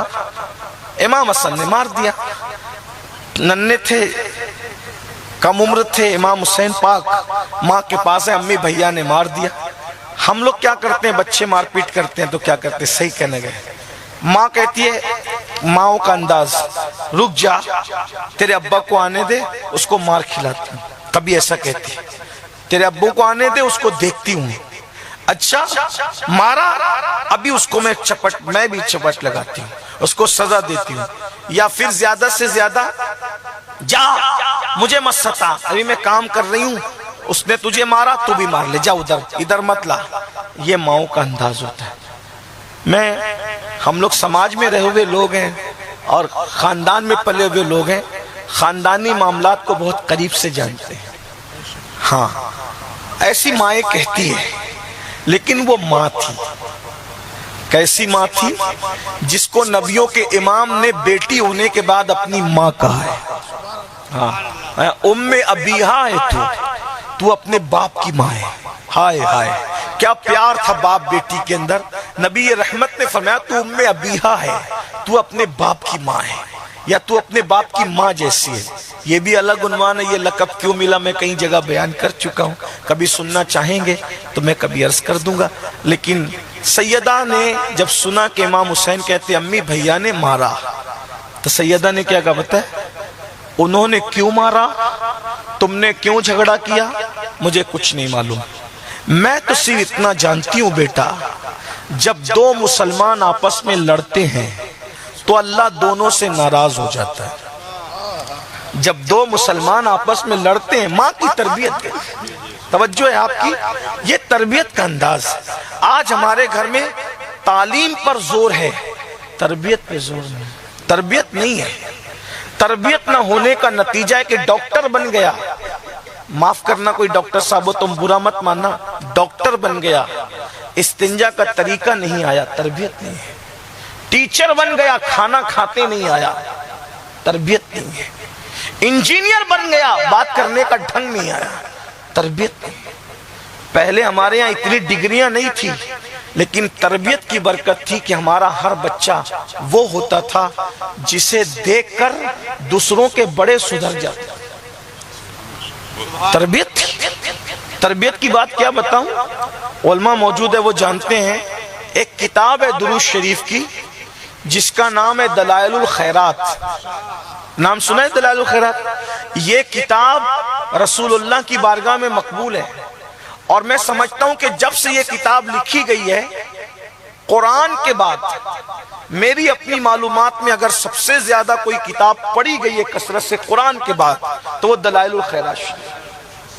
اور دلائل الخیرات کا مصنف علامہ سید سلیمان جزولی رحمت اللہ علیہ فرماتے ہیں یہ کتاب لکھنے کی وجہ ایک چھوٹی سی بچی بنی ہے. یہ کتاب لکھنے کی وجہ ایک چھوٹی سی بچی بنی ہے. چھوٹی سی بچی نے مجھے یہ تحریک دی کہ درود پر کتاب لکھنا چاہیے. تھوڑا غور کیجئے، وہ بچی کوئی عالمہ تھی، وہ بچی کوئی مفتیہ تھی، وہ بچی کوئی جب وہ شیخ الحدیث تھی اپنے زمانے کی، کچھ نہیں تھی. بچی تھی، 5-6 سال کی بچی تھی، لیکن وقت کے امام کو اس نے تحریک دی کہ درود کیا ہوتا ہے، درود کی شان کیا ہوتی ہے. وجہ علامہ سید سلیمان جزولی فرماتے ہیں کہ جب میں سفر میں تھا اپنے ساتھیوں کے ساتھ، نماز کا وقت جا رہا تھا، ہم پریشان تھے کہ نماز کیسے پڑھیں. سفر میں بھی وہ لوگ نماز نہیں چھوڑتے تھے، نماز کیسے پڑھیں. تو نماز کے لیے وضو کرنا تھا، پانی ڈھونڈ رہے تھے، پانی نہیں ملا. کنواں مل گیا لیکن ہمارے پاس کوئی بالٹی نہیں تھی، کوئی برتن نہیں تھا کہ کنویں سے پانی نکالتے. ننھی سی 5-6 سال کی خوبصورت سی بچی آئی اور اس نے بڑی سادگی سے پوچھا چچا جان آپ کیا ڈھونڈ رہے ہیں؟ کہا بیٹی نماز کا وقت جانے کے قریب ہے، کنواں تو مل گیا، پانی نیچے ہے، ہمارے پاس کوئی برتن نہیں ہے. اس بچی نے کہا چچا رکیے میں ابھی انتظام کرتی ہوں. اور اس نے آنکھ بند کر کے کچھ پڑھا اور پڑھنے کے بعد کنویں میں تھوک دیا. جیسے کنویں میں تھوکا، 5-6 سال کی بچی کی تھوک کی برکت کہ پانی ابھر کر کے اوپر آ گیا اور کنویں کا پانی لبالب ہو گیا. امام جزولی کہتے ہیں ہم نے جلدی جلدی وضو کیا اور بچی سے کہا بچی رکنا، تجھے اللہ کا واسطہ ہم تجھ سے 2 بات کریں گے. تو کوئی بہت بڑی نظر آتی ہے، بڑی عارفہ نظر آتی ہے، بڑی کاملہ نظر آتی ہے. پھر کیا ہوا؟ سلیمان جزولی فرماتے ہیں کہ ہم نے نماز پڑھی اور بچی سے کہا بچی تو بڑی عارفہ ہے، تیرے تھوک کی وجہ سے کنویں کا پانی اوپر آ گیا. کہا میں کوئی عارفہ نہیں، بس اتنی بات ہے، میری ماں جب بھی مجھے سلاتی ہے تو اپنی آغوش میں لے کے کہتی ہے نبی کا یہ معجزہ تھا، نبی کا یہ معجزہ تھا، نبی کا یہ معجزہ تھا، نبی کا یہ معجزہ تھا۔ تو میری ماں نے معجزہ بیان کرتے کرتے یہ بھی بتایا کہ بیٹی ہمارے نبی کی شان یہ تھی کہ جب وہ سوکھے کنویں میں تھوک دیتے تھے تو کنویں کے اندر پانی آ جاتا تھا، خالی کنویں میں اپنا لعاب ڈال دیتے تھے تو خالی کنویں میٹھے ہو جاتے تھے۔ میں کوئی ولیہ نہیں، عالمہ نہیں، عارفہ نہیں، بس بات اتنی میری ماں نے جو کہا تھا میرے دماغ میں بات بیٹھ گئی۔ تو میں نے سوچا نبی لعاب ڈال دیتے تھے تو پانی اوپر آ جاتا تھا، تو میں نے کیا کیا، نبی پہ درود پڑھا کہ میں تو نبیہ ہوں نہیں، میں تو ولیہ ہوں نہیں، تو میں نے نبی پہ درود پڑھا اور درود پڑھ کے جو درود والا تھوک تھا وہی میں نے کنویں میں ڈال دیا۔ اس درود کی برکت تھی کہ کنویں کا پانی اوپر آ گیا۔ سلیمان جزولی فرماتے ہیں تب میرے دماغ کے اندر بات آئی اس بچی کے درود کی برکت دیکھ کر کہ مجھے بھی درود شریف پر کوئی کتاب لکھنی چاہیے، اور میں نے پوری دلائل الخیرات لکھ دی جس کو ولی بھی پڑھتے نظر آ رہے ہیں۔ اندازہ فرمائے میرے آقا علیہ السلام کے دیوانوں یہ تربیت تھی۔ آج مائیں کتے، بلی، طوطے، مینا، کارٹون وارٹون کیا کیا دکھا دکھا کر کے بچوں کو سلا رہی ہے۔ کوئی نبی کی بات بتاتا ہے بچوں کو؟ کوئی ولیوں کی بات بتاتا ہے بچوں کو؟ کچھ نہیں، ماحول ختم ہے گھر کا۔ یہ جو بیٹیاں غیروں کے ساتھ بھاگ رہی ہے تربیت کا فقدان۔ لوگ کہتے ہیں غربت ہے، آج اتنی غربت نہیں جو پہلے 50 سال پہلے تھی، لیکن پہلے تربیت تھی، آج تربیت نہیں۔ بچے زنا کے اڈوں پہ جا رہے ہیں، گھر میں تربیت نہیں ہے۔ بچے تاش کے پتے کھیل رہے ہیں، تربیت نہیں ہے۔ بچے جوا کھیل رہے ہیں، چوری کر رہے ہیں، ڈکیتی کر رہے ہیں، نشے کر رہے ہیں، گھر میں تربیت نہیں ہے۔ تربیت کا ماحول بناؤ۔ امام حسین نے جب کہا ماں بھیا نے مار دیا تو کہا مجھے اس کا کوئی علم نہیں، مجھے اس سے کوئی سروکار نہیں کہ تمہیں کیوں مارا، تم نے کیوں لڑائی کی، میں تو بس اتنا جانتی ہوں بیٹا جب دو مسلمان آپس میں لڑتے ہیں تو اللہ ان سے ناراض ہو جاتا ہے۔ اب امام حسین نے جب سنا اللہ ناراض ہوتا ہے تو کیا کرتا ہے، تو اللہ ناراض ہوتا ہے تو جہنم میں ڈال دیتا ہے۔ لڑنے والوں سے اللہ ناراض ہوتا ہے اور ناراض ہوتا ہے تو جہنم میں ڈال دیتا ہے۔ پھر ماں اللہ کو منانے کے لیے کیا کرنا پڑتا ہے؟ دیکھو تربیت۔ امام حسین نے ننھی سی عمر میں پوچھا امی جب اللہ ناراض ہوتا ہے تو جہنم میں ڈالتا ہے تو اب اللہ کو منانے کے لیے کرنا کیا پڑتا ہے؟ بیٹا اللہ کو منانے کے لیے سجدہ کرنا پڑتا ہے، جاؤ نماز پڑھو اللہ تم سے راضی ہو جائے گا۔ یہ ماں کی تربیت تھی کیا کہ جب بھی وقت آئے سجدہ کرو، سجدہ کرو، سجدہ کرو۔ امام علی مقام نے ساری ذمہ داریاں نپٹا کر کے کیا کیا؟ سجدہ کیا، سجدے میں جان لی۔ یہ ماں کی تربیت کی برکت۔ بچپن کی تربیت 56 میں بھی امام حسین کو یاد رہی، 56 سال کی عمر میں بھی امام حسین کو ماں کی تربیت یاد رہی۔ تو میرے آقا نے کیا فرمایا؟ اولاد پیدا ہو تو پہلی بات کیا کرو؟ بولو بھائی کیا کرو؟ مٹھائی بانٹنے سے پہلے خیال کرو اچھا نام رکھو اور پھر اس کی اچھی تربیت ٹائم دینا پڑے۔ تربیت ٹائم مانگتی۔ آج کل بچے پہلے جن کے ماں باپ مرتے تھے وہ بچے یتیم ہوتے تھے، آج کل بچے ماں باپ کی زندگی میں یتیم ہو گئے۔ نہ ماں کا پیار مل رہا ہے نہ باپ کا پیار۔ ماں کچھ بھی سکھا نہیں رہی ہے، باپ کچھ بھی سکھا نہیں رہا ہے۔ ماں موبائل لے کے بیٹھی، باپ موبائل لے کے بیٹھا، ماں ٹی وی لے کے بیٹھی، باپ ٹی وی لے کے بیٹھا۔ بچوں کو کوئی کچھ نہیں سکھا رہا ہے۔ بچے آوارہ ہو رہے ہیں، بچے برائی کی طرف جا رہے ہیں، بچے بگڑ رہے ہیں۔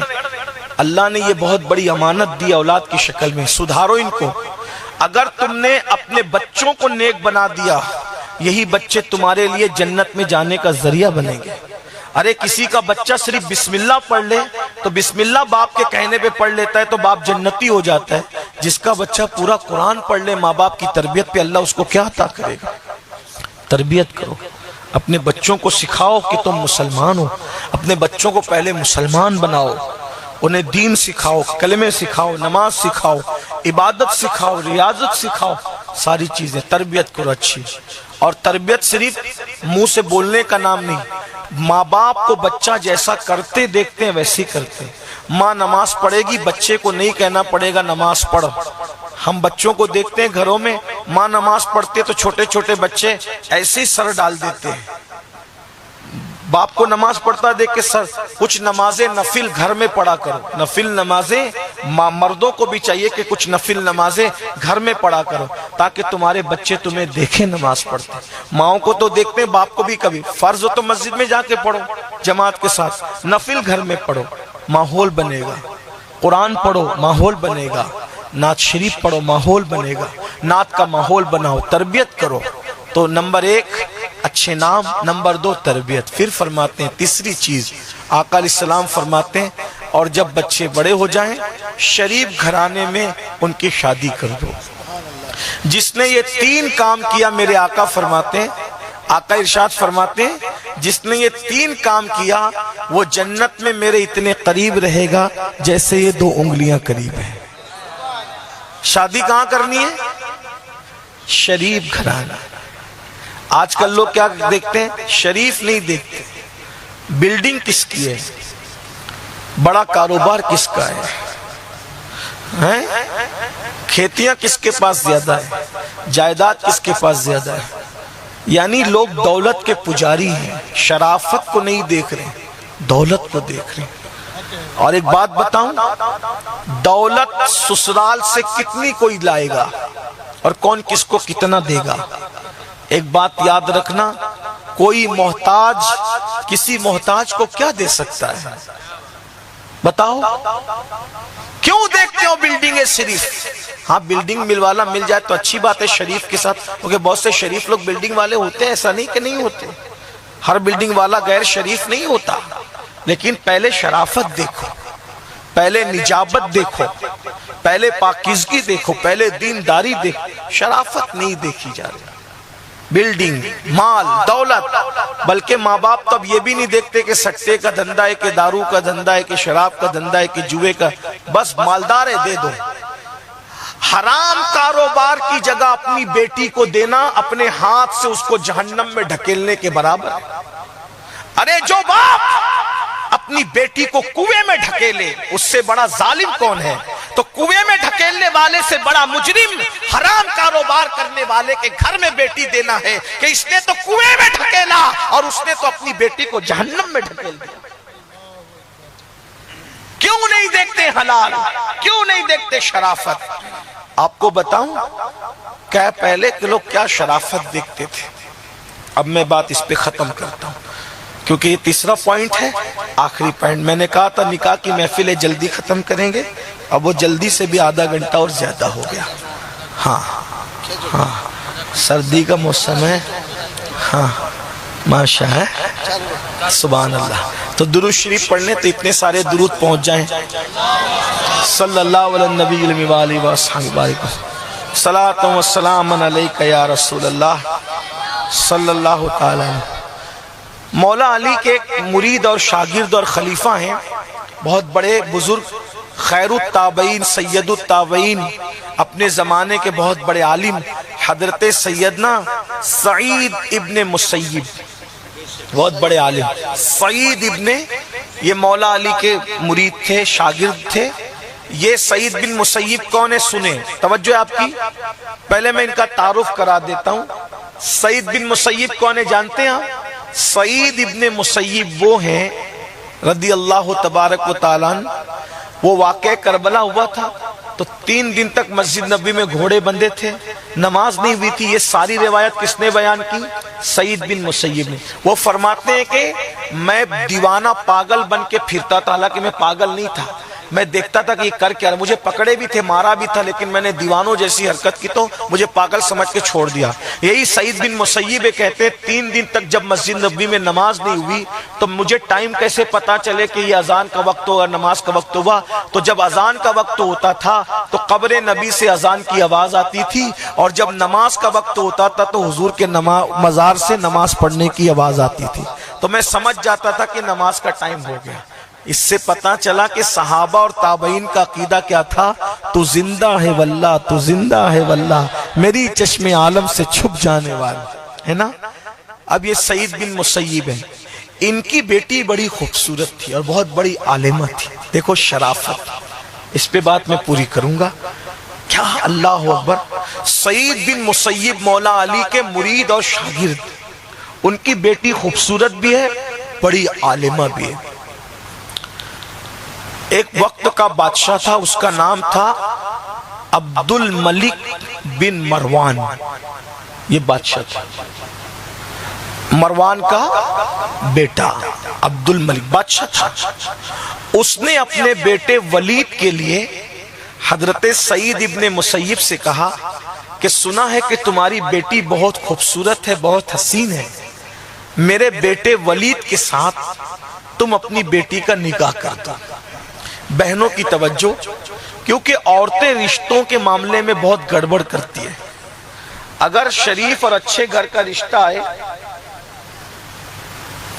اگر شریف اور اچھے گھر کا رشتہ آئے تو عورتیں کہتی وہ تو غریب لوگ ہیں، ہماری بیٹی کو کیا کھلائے گا، کیسے رکھے گا، بیوٹی پارلر میں کیسے لے جائے گا، گھمانے پھرانے کیسے لے جائے گا. عورتیں اس میں بہت جہالت کرتی ہیں، اور کبھی کبھی عورتیں اتنا طوفان بپا کرتی ہے کہ مردوں کو سرنڈر ہو جانا پڑتا ہے.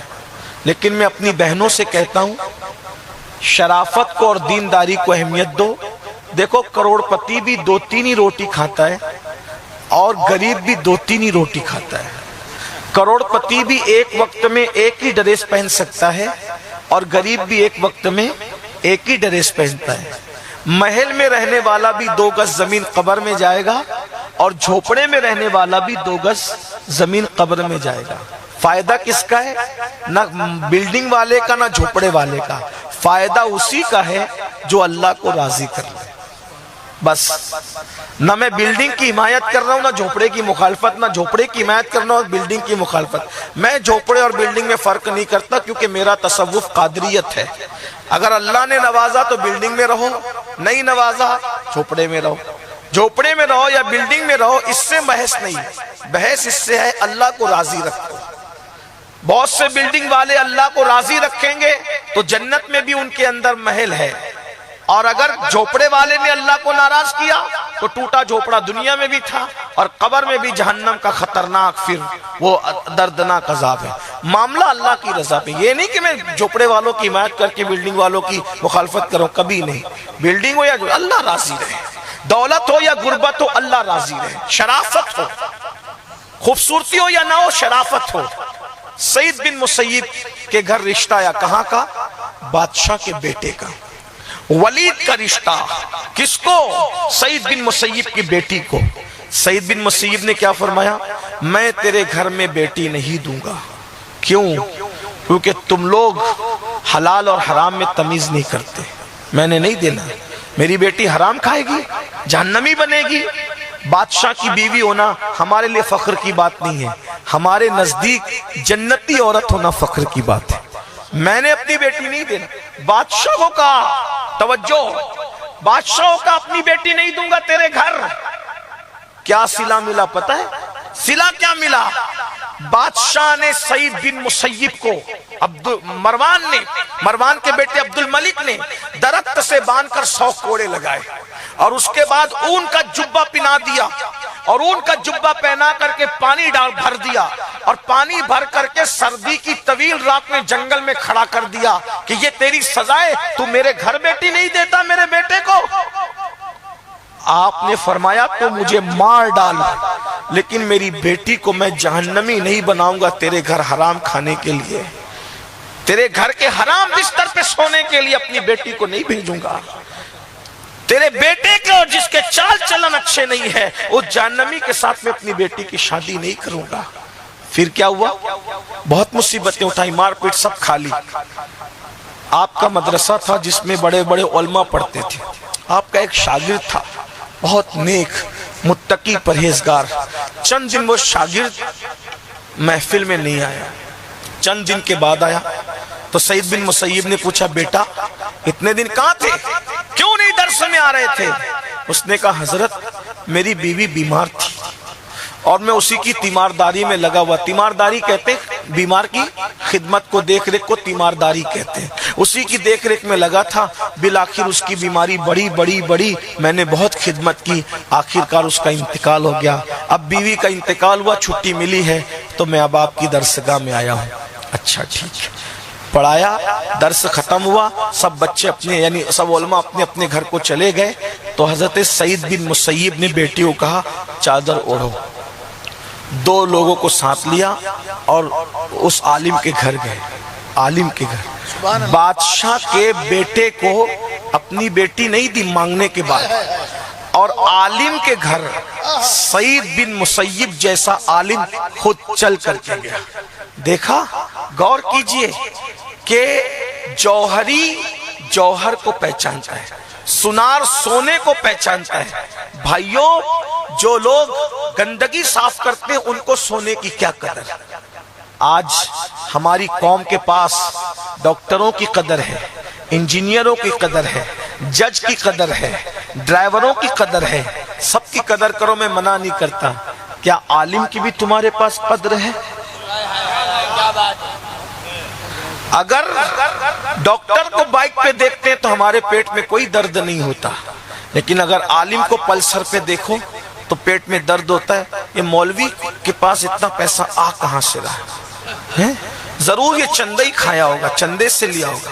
میرے بھائی, اتنا سوچ کہ تو ہفتے میں ایک دن جمعہ کی 2 رکعت پڑھنے جاتا ہے. جب اللہ تجھے اتنا دیتا ہے تو جو 5 وقت سب سے آگے کھڑے رہتا ہے, اللہ اس کو کتنا عطا کرے. دماغ سے شک نکال دو. ہاں, یہ ضرور ہے کہ میں چندہ کھانے والوں کا سپورٹ نہیں کر رہا ہوں. جو چندہ کھاتے ہیں وہ جہنمی ہیں, لیکن 5 انگلی ایک جیسے نہیں رہتے. اس ہولیے میں سب کو ایک نظر سے مت دیکھا کرو. خاکی وردی پر سبھی رشوت خور نہیں ہوتے.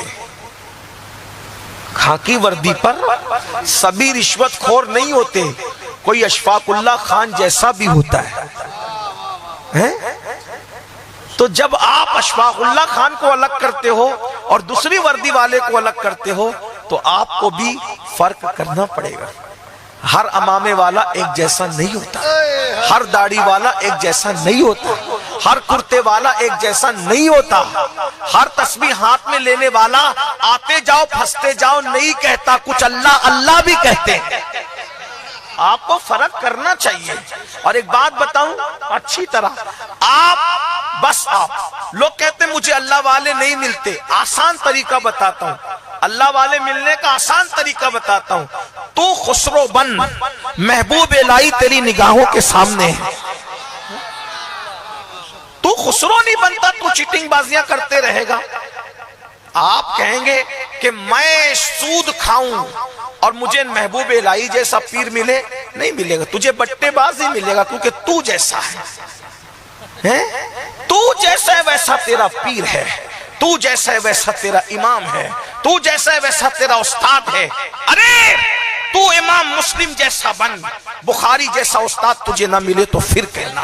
تو قطب الدین جیسا بن, معین الدین جیسا پیر نہ ملے تو پھر کہنا.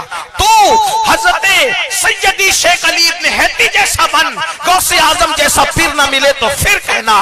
ارے تو عبداللہ ابن مبارک جیسا بن, امام بخاری جیسا استاد نہ ملے تو پھر, امام اعظم جیسا استاد نہ ملے تو پھر کہنا. ارے تو نظام الدین جیسا بن, فرید الدین جیسا پیر نہ ملے تو پھر کہنا. ارے احمد رضا جیسا بن, آل رسول احمدی جیسا پیر نہ ملے تو پھر کہنا. علی حسین اشرفی جیسا بن. ہم شبیہ غوثیت تیرے چہرے پہ نہ پڑے تو پھر بات اپنے بننے کی. ہم بننا نہیں چاہتے اور کہتے ہیں ایسا ہو وہ ویسا ہو. خود سدھرو. جس دن میں سدھر جاؤں گا اس دن کائنات سدھر جائے. میں سدھرنا نہیں چاہتا, میں کہتا ہوں تم سدھرو, تم کہتے تم سدھرو, تو قصہ ختم ہے. ایسے نہیں ہوتا. اور کچھ لوگ کہتے ہیں میرے اکیلے کے بگڑنے سے کہتے, تیرے اکیلے کے بگڑنے سے پوری دنیا بگڑی ہے. آپ نے سنا ہوگا وہ واقعہ بڑا مشہور ہے. ایک بادشاہ نے کہا کہ کل حوض میں سارے گاؤں کے لوگ ایک ایک لوٹا دودھ لا کے ڈالنا. تو ایک کے دماغ میں خبط آ گیا, پورا گاؤں دودھ ڈالے گا, ایک لوٹا میں نے پانی ڈالا تو کہاں پتہ چلے گا. اور خدا کا کرنا کہ شیطانی قوتوں نے سب کے دماغ میں یہ ڈالا, ہر آدمی لوٹے میں پانی لا کر کے ڈالتا, پورا حوض پانی سے بھر گیا. یہ ہمارا حال ہے, یہ ہمارا حال ہے. بہرحال بات دور جا رہی تھی. میں کیا میں کیا عرض کر رہا تھا کہ سعید بن مسیب ایک عالم کے گھر, اپنے شاگرد کے گھر, اس سے عالم کی اہمیت پتہ چلے۔ ایک بات میں اور واضح کر دوں، میرے علماء اگر میں صحیح کہوں تو تائید کریں گے، نہیں تو میری اصلاح کر دیں۔ دیکھو، ہر 8 سال 9 سال پڑھ کر دستار لینے والے کو ہم عالم نہیں مانتے، یہ بات یاد رکھیں۔ ہمارے مسلک میں اہل سنت و جماعت میں 8 سال 9 سال 10 سال کوئی پڑھ لے تو اس کو ہم پڑھا لکھا ضرور مانتے ہیں، لیکن ہم اللہ والا عالم اسی کو مانتے ہیں جس کے دل میں اللہ کا خوف ہوتا ہے۔ انما یخشی اللہ من عبادہ العلماء، یہ بات یاد رکھنا۔ جو چندہ کھا لے وہ پڑھا لکھا تو ہو سکتا ہے، وہ اللہ والا عالم نہیں ہو سکتا، اتنا یاد رکھنا۔ جو کسی پہ بدنظری کرے وہ پڑھا لکھا تو ہو سکتا ہے، اللہ والا عالم۔ میں عالم کی بات کرتا ہوں، اور جو عالم بنے مطلب اللہ سے ڈرنے والا، تو پھر وہ عالم کیا ہوتا ہے پتہ ہے؟ جس قبرستان سے گزر جاتا ہے اللہ اس قبرستان سے عذاب اٹھا لیتا ہے، اس کے لیے مچھلیاں سمندر میں دعا کرتی ہیں، اس کے لیے چونٹیاں بلوں میں دعا کرتی ہیں، اس کے لیے چڑیا گھونسلوں میں دعا کرتی ہے، اور اس کو دیکھنے سے ہائے ہائے عبادت کا ثواب ملتا ہے۔ ہر 8 9 سال پڑے ہوئے کو دیکھنے سے عبادت کا ثواب نہیں ملتا، جو یکش اللہ کی منزل پہ فائز ہوتا ہے۔ ورنہ ابن تیمیہ نے کیا کیا تھا، اشرفیلی نے کیا کیا تھا، گنگوئی کا کیا قصور تھا؟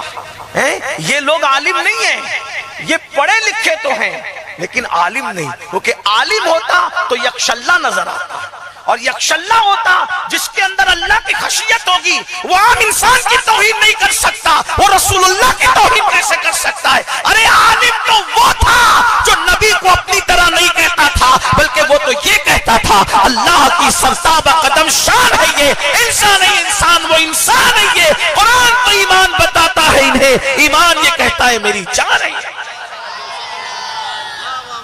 8 9 سال پڑھے لکھے کہتے تھے وہ تو بڑے بھیا کی طرح ہے، لیکن جو واقعی عالم ربانی تھا، جو یکش اللہ کا جلوہ اس کے دل کے اندر موجود تھا، وہ کہتا ہے بڑا بھیا نہیں۔ جب ابا کو بڑا بھیا نہیں کہہ سکتے تو رسول اللہ جس کا کلمہ پڑھتے اس کو بڑا بھیا کیسے کہہ سکتے؟ میں بڑا بھیا نہ کہوں گا، میں تو سرور کہوں، کہ مالک و مولا کہوں تجھے، باغ خلیل کا گل زیبا کہوں تجھے، ہرما نصیب ہوں تجھے امید گئے کہوں، جانے مراد کانے تمنا کہوں تجھے، او تیرے تو وصف عیب تناہی سے ہے بری، او تیرے تو وصف عیب تناہی سے ہے بری۔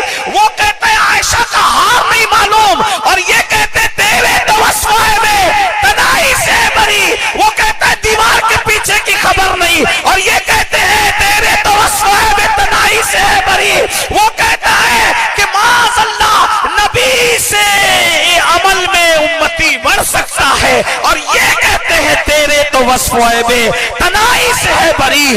حیران ہوں میرے شاہ، میں کیا کہوں تجھے، اور کہہ لے گی سب کچھ ان کے ثنا خواہ کی خاموشی، چپ ہو رہا یہ کہہ کے میں کیا کہوں تجھے، لیکن رضا نے ختم سخن اس پہ کر دیا، خالق کا بندہ خلق کا آقا کہوں تجھے۔ اب اللہ والے عالم کو پہچاننے کی آسان نشانی کیا ہے؟ جس میں اللہ کا ڈر دے گا، اللہ کا خوف۔ اللہ کا خوف کیسے نظر آئے گا؟ جس کو اللہ نے حرام کر دیا وہ نہیں کرے گا، جس کے کرنے کا اللہ نے حکم دیا وہ اس سے کوتاہی کرتا نظر، بس وہی ولی ہے۔ آپ لوگ کہتے ولی نظر نہیں آتے، میں نے کہا آپ نے نظریں ہی بدل دی تو نظارے بدل گئے۔ ولی تو ہے نا، ارے جہاں 40 مومن جمع اس میں ایک اللہ کا ولی ہوتا ہے۔ آپ کے مجمع میں بیٹھے ہوئے ولی، ممبر پہ بھی بہت سے ہوں گے، ہمیں نہیں پتہ، لیکن آپ ولی کس کو مانتے ہیں؟ جو چمتکار دکھائے، جو ہاتھ لہرا کر کے کاجو لے آئے، بادام لے آئے، آپ لوگ اس کو ولی مانتے ہیں؟ ولی اللہ اس کو کہہ رہا ہے جو حرام سے بچے اور فرائض اور واجبات کو ادا کرے۔ لیکن آپ ولی کس کو؟ جس کے 10 ہاتھوں میں 10 انگلیوں میں انگوٹھیاں ہو، جس کی چال دیکھ کر کے آپ کو لگے کہ کوئی نازک حسینہ جا رہی ہے، آپ اس کو ولی کہتے ہو؟ کیا پاگل پن ہے؟ نظریں بدل گئی تو نظارے بدل۔ قرآن کہتا ہے ولی وہ ہوتا ہے جو چلتا ہے تو اللہ کے خوف سے لرزتے ہوئے چلتا ہے۔ قرآن کہہ رہا ہے، قرآن کہہ رہا ہے کیا ہے ولی؟ الذین یذکرون اللہ قیاما وقعودا وعلی جنوبہم ویتفکرون فی خلق السماوات السماوات والارض اللہ ربنا ما خلقت هذا باطلا سبحانك فقنا عذاب النار. اللہ ارشاد فرماتا ہے وہ اللہ والے ہیں عقل والے الذین یذکرون اللہ قیاما وقعودا وعلی جنوبہم. ولی وہ ہے جو کھڑے ہوتا ہے تو اللہ کا ذکر کرتا ہے, بیٹھتا ہے تو اللہ کا ذکر کرتا ہے, لیٹتا ہے تو اللہ کا ذکر کرتا ہے, اور پھر وہ کہتا ہے مولا ربنا ما خلقت هذا باطلا سبحانك فقنا عذاب النار. کوئی چیز تو نے ابس پیدا نہیں فرمائی, ہر چیز کا ایک مقصد ہے. وہ تو گالیاں دینے والے تمہیں پہنچے ہوئے بابا لگتے ہیں, اور قرآن کہتا ہے ولی وہ ہے جس کی زبان پر اللہ کا ذکر جاری رہتا ہے. وہ کھڑے کھڑے ذکر کرتا ہے, بیٹھے بیٹھے ذکر کرتا ہے, لیٹے لیٹے اللہ. اب قرآن کی مانو کہ تمہاری مانو, کس کی مانو؟ ولی نہیں ملتے تمہیں, ولی کی وہ تو جو ولی کی ڈیفینیشن ہے اس طرح چیک کرو تو پتا چلے گا. اور رسول اللہ نے فرمایا نا کہ 40 مومن جمع ہوتے تو ایک ولی ہوتا. میرے ایک عزیز نے مجھ سے کہا کہ حضرت ولی نظر نہیں آتے. ناظم ہیں جلسے میں نظامت کرتے ہیں, کہا بابو آپ جب جلسے میں جاتے ہیں تو سینکڑوں ہوتے ہیں, جہاں ہزاروں کا مجمع وہاں سینکڑوں میں, جہاں سینکڑوں کا مجمع درجنوں میں, جہاں درجنوں کا مجمع 4-6 تو موجود ہوتے ہیں. تیری وہ نظر نہیں چیک کرنے کے لیے, کیونکہ تم چیک کیسے؟ ہوا میں چلنے والے کو ولی, پانی پہ چلنے والے کو ولی, یہ تو مکھی مچھر بھی کرتے ہیں. جو شریعت پہ ڈٹ جائے وہ ولی ہے. اس نظر سے دیکھو پھر آپ کو اپنی مسجد کا امام بھی ولی نظر آئے, آپ کو اپنی مسجد کا امام بھی ولی نظر ہے, آپ کو اپنا آیا ہوا خطیب بھی اللہ والا نظر. آپ اس نظر سے دیکھتے ہی نہیں, آپ تو انہیں حقیر نظر سے دیکھتے. یہ 2 کوڑی کا مولوی, یہ آج کل یہ تانا دیا 2 کوڑی کا مولوی. میں پوچھتا ہوں, غصے میں نہیں کہہ رہا ہوں لیکن سمجھانے گے, یہ جس کو 2 کوڑی کا مولوی کہہ رہے ہو نا, اگر آپ کے ابا جی کا نکاح آپ کی امی کے ساتھ اس مولوی نے نہ پڑھایا ہوتا تو آپ کی ماں کبھی آپ کے باپ پہ حلال نہ ہوئی ہوتی. جس نے آپ کی ماں کو آپ کے والد کے لیے حلال کرنے کا ذریعہ بنا, اسے 2 کوڑی کا مولوی کہتے ہو. جو تمہارے کان میں اذان دینے سے لے کے تمہیں بسم اللہ سے لے کے والناس پڑھانے والا, اسے 2 کوڑی کا مولوی کہتے. ڈاکٹر نے کیا دیا؟ دوا دیا, عزت ہے, سر پہ مخالفت نہیں. ٹیچر نے کیا دیا؟ سائنس پڑھایا, جغرافی پڑھایا, الجبرا پڑھایا, جیومیٹری پڑھایا, یہی نا. سیٹ نے کیا دیا؟ نوکری دی.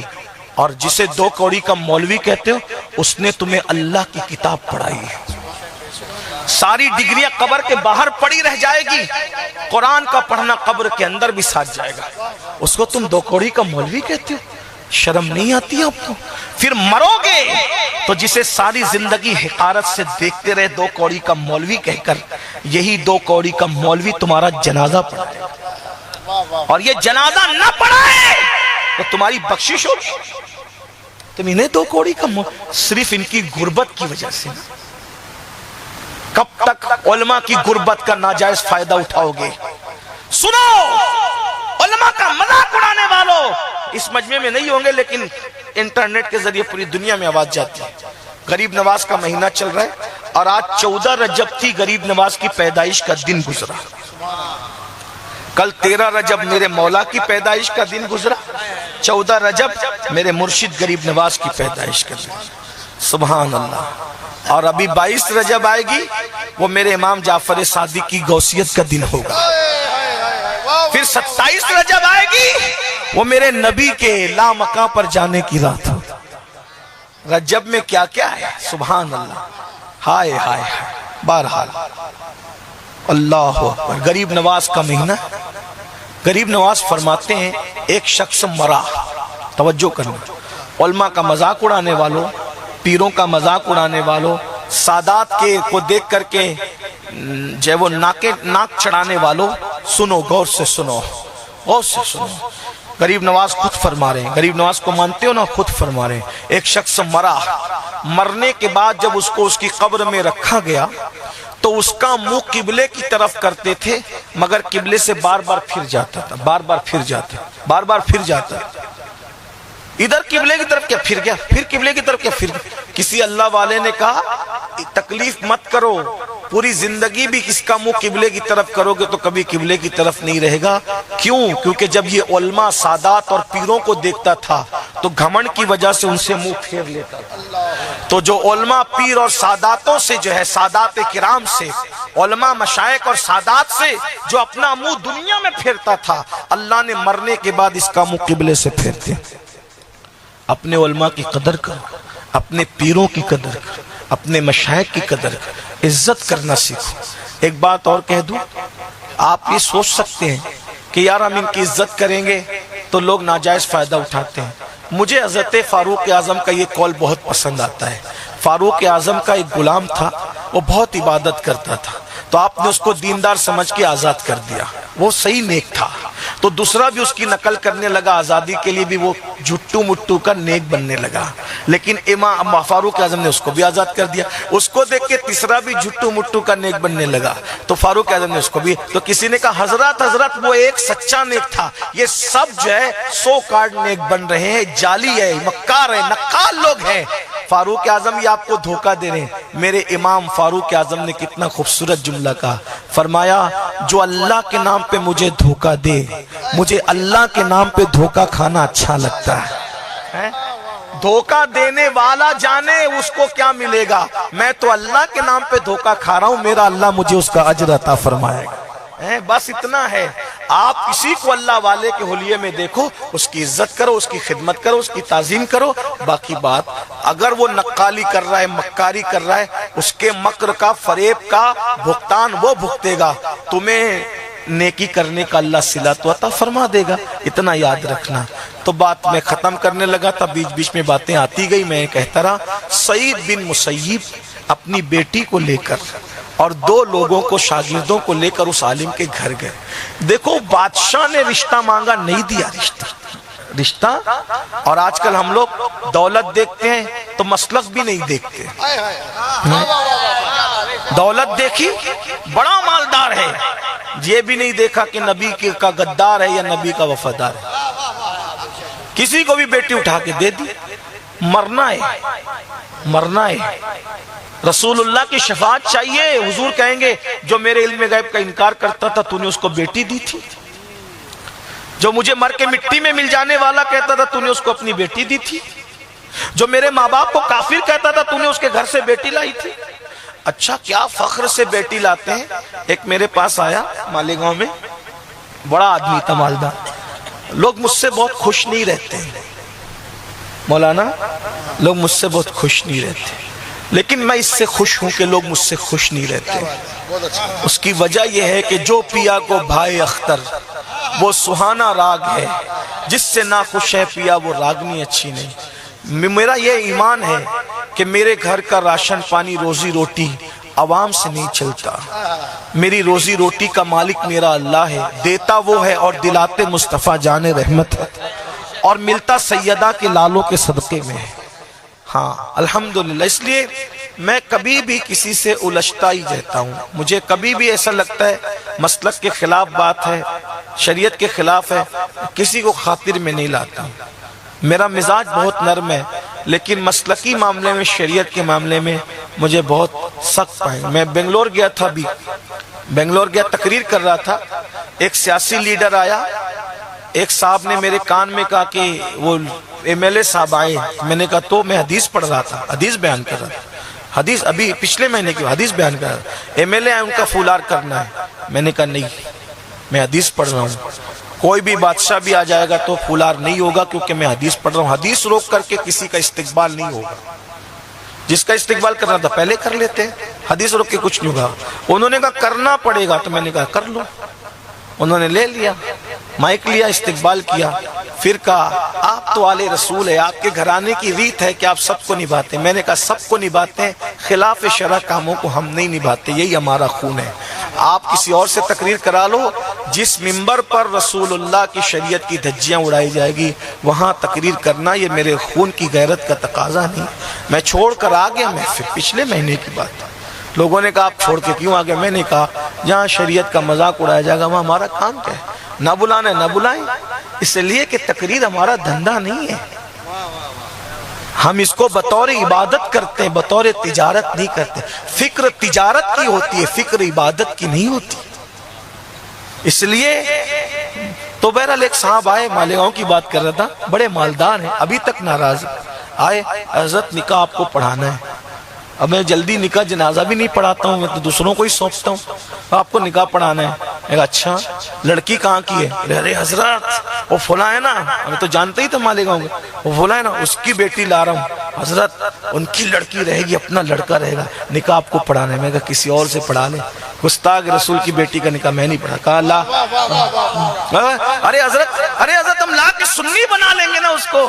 میں نے کہا اس کو سنی بنائے گا، اس کے باپ کو سنی کب بنائے گا؟ اگر تیرا پوتا ہوگا تو اس گستاخ رسول کا نواسا ہوگا، وہ گستاخ رسول مرے گا تو بول تیرا پوتا گستاخ کا جنازہ پڑھنے جائے گا کہ نہیں جائے گا؟ وہ گستاخ رسول بیمار پڑے گا، تیرا بیٹا اس کو دیکھنے جائے گا کہ نہیں جائے گا؟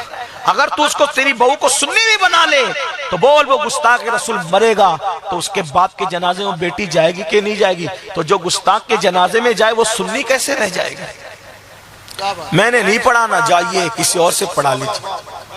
ہاں، اور الحمد اللہ کا شکر ہے، میں آپ کو اس لیے کوئی ڈینگے مارنے کے لیے نہیں کہہ رہا ہوں، جا کے دیکھ لیجیے، آپ کو پتہ چلے گا کہ یہ نہ سب کے آتا ہے نہ سب کا نکاح پڑھاتا۔ میں پہلے پوچھتا ہوں بتاؤ کس کی بیٹی لا رہے ہو، لڑکا کون سا ہوگا؟ ایسے نہیں آتے نکاح کے اندر، اور اگر آ جائے پتہ چل جائے ہم نہیں پڑھاتے۔ اور آپ کو بھی کہتا ہوں پرواہ مت کرو، ہمارا رزاق صرف اللہ ہے، ہمارا قاسم نعمت اللہ کا رسول ہے۔ حق کہو گے حق تک پہنچو گے۔ حسینیت شربت اور کھچڑے کا نام نہیں، حسینیت حقانیت پہ ڈٹنے کا نام ہے۔ یزید امام حسین کے ہاتھ بھی چومتا، پیر بھی چومتا، نذرانے بھی دیتا، لیکن امام حسین نے کہا مجھے نذرانے اور ہاتھ پیر چموانے سے دلچسپی نہیں ہے، مجھے شریعت بچانے سے دلچسپی۔ اور یہی زندگی جیو گے تو حسینی رہو گے، ورنہ یزید میں اور تم میں کوئی فرق نہیں رہ جائے گا۔ شرم نہیں آتی؟ اپنی بیٹیاں گستاخوں کے حوالے کرتے ہو، ان کی بیٹیاں اپنے کر لاتے ہو۔ کیا تم نے نہیں سنا شفا شریف میں قاضی ایاز نے لکھا؟ کیا لکھا؟ کہ ایک شخص مر رہا تھا، اس کی زبان پہ کلمہ نہیں آ رہا تھا، تو لوگوں نے کہا اور تو کلمہ کیوں نہیں پڑھتا؟ تو اس نے کہا میں ابو بکر اور عمر کے گستاخوں کے ساتھ بیٹھتا تھا، گستاخی نہیں کرتا تھا، گستاخوں کے ساتھ بیٹھتا تھا، اس لیے میری زبان پہ کلمہ نہیں آ رہا ہے۔ ارے جو صدیق اکبر اور فاروق اعظم کے گستاخوں کے ساتھ بیٹھے، مرتے وقت تو اس کی زبان پہ کلمہ نہیں آتا۔ جو رسول اللہ کے گستاخوں سے رشتہ داریاں کرے، مرتے وقت تو اس کی زبان پہ کلمہ کیسے آ سکتا ہے؟ مرنا ہے، اپنی بیٹیاں غریبوں کے گھر دو لیکن نبی کے وفاداروں کے گھر دو۔ غریبی امیری تو لگی رہتی ہے، وفادار دیکھو۔ تو بات طول پکڑ گئی۔ عرض کر رہا تھا کہ سعید بن مسیب اپنے دو شاگردوں کو لے کر اس شاگرد کے گھر پہنچے، دروازے پہ دستک دی، اور دروازے پہ دستک دینے جب دروازہ کھلا تو شاگرد نے دیکھا کہ میرے استاد سعید بن مسیب کھڑے ہیں۔ وہ دیکھ کے بے ہوش ہو گیا، اتنا بڑا عالم میرے گھر آیا۔ ان کو چھیٹے دیے ہوش آیا، کہا حضرت یقین نہیں آتا آپ میرے گھر آئیں گے، سعید بن مسیب مولا علی کا شاگرد، مولا علی کا مرید، میرا استاد میرے گھر آیا۔ کہاں تیرے گھر آیا؟ تیری بیوی انتقال کر گئی نا؟ کہا ہاں۔ شادی نہیں کرے گا؟ کہا دیکھ رہے میرے گھر کی غربت، مجھے کون بیٹی دے گا؟ کہا میں اپنی بیٹی دینے آیا ہوں تجھے۔ بادشاہ نے مانگا اس کو نہیں دیا، نیک عالم کو خود سے کہا تیرے اپنی بیٹی تجھے دینے آیا ہوں، قبول ہے؟ جی اگر آپ بیٹی دے تو پھر کیا بات ہے۔ دو گواہ لائے، وہی کھڑے کھڑے فوراً نکاح کیا، اور نکاح کرنے کے بعد بیٹی کو وہیں پہنچا دیا، گھر چلے گئے۔ اب انہوں نے سوچا اتنی خوبصورت نیک عالمہ بیٹی، اب میں ان کو گھر میں رکھوں گا تو محلے کے اندر کوئی مسئلہ نہ ہو جائے۔ یہ خوشی میں چھت پہ چڑھ گئے، کہا محلے کے لوگوں دیکھو، سعید ابن مسیب نے اپنی بیٹی کا نکاح میرے ساتھ کر دیا، اب کوئی عورت میرے ساتھ دیکھنا تو شک نہیں کرنا۔ سب لوگوں نے کہا تو سعید کا داماد بن گیا؟ ہاں۔ کس وجہ سے؟ وہ تو بادشاہ بیٹی مانگ رہا تھا نہیں دیا، تجھے دے دیا اتنے جھوپڑے میں مٹی کے۔ کہاں؟ میرا تقوی دیکھ کر، میری شرافت دیکھ، میری پرہیزگاری دیکھ کر۔ اب ایک دو دن شادی کی مصروفیت میں رہے، اب غور کرنا بہنوں کی توجہ، دو چار دن شادی کی مصروفیت ختم ہوئی، بیوی سے جب زندگی کے معمولات، زندگی معمول پہ آ گئی تو بیوی تیار ہو گیا، اچھا میں چلتا ہوں۔ بیوی نے کہا کہاں جا رہے ہو؟ کہا استاد کے پاس جا رہا ہوں نا سبق میں بیٹھنے کے لیے، مجھے پڑھنا بھی تو ہے، تعلیم بھی تو حاصل کرنا ہے۔ بیوی نے ہاتھ پکڑا، کہا کون ہے تمہارا استاد؟ کہا سعید بن مسیب۔ کہا سنو، جتنا علم سعید بن مسیب کے پاس ہے نا، میرے ابا نے وہ سارا علم مجھے دیا ہے۔ آپ کو جو عنوان پڑھنا ہے میرے پاس بیٹھو، جو سعید پڑھاتے تھے وہ سارے عنوانات میں تمہیں پڑھا دوں۔ یہ اللہ والوں کی شان۔ آج یہ سب چیزیں ہم بھول گئے، فراموش کر گئے۔ 3 باتیں، بچے پیدا ہو، اچھے نام، اچھی تربیت، اچھے گھرانے میں، شریف گھرانے میں شادی، اور پھر اللہ تمہیں جنت کی خوشخبری عطا کر رہے اپنے رسول کی زبانی۔ اگر چاہتے ہو تو ایسا کرو۔ اللہ تعالی ہم سب کو توفیق دے۔ اچھا بات میں نے ختم کر دی۔ باپو پوچھ رہے ہمارے بڑے بھائی کہ امام جعفر صادق کے کنڈے کب کرے؟ دیکھیے ایک بات میں آپ کو بتاؤں کہ نیاز کرنا یہ نفل کام ہے، مستحب عمل ہے۔ پہلی بات تو جو نفل اور مستحب کام ہوتے ہیں اس کو کرو تو ثواب، نہیں کرو تو کوئی گناہ نہیں، ایک بات۔ نمبر 2، نیاز اور فاتحہ کرنے کے لیے کون سا دن ہو، کون سی تاریخ ہے، یہ ضروری نہیں ہے۔ آپ اپنے بزرگوں کے نام سے کبھی بھی ایصال ثواب کر سکتے ہو، ٹھیک ہے، کبھی بھی کر سکتے ہو۔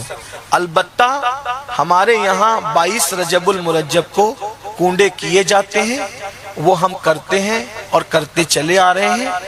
بیچ میں کچھ بد مذہبوں نے، وہابیوں کی طرف سے سنیوں کو یہ تانا دیا جا رہا تھا کہ 22 رجب کو تو رافضی لوگ جو ہے وہ نیاز کرتے ہیں، اور تم لوگ سنیوں کے کیسے کرتے؟ تو ہمارے مرشد حضور تاج الشریعہ نے ان کو جواب دیا تھا کہ یہ سب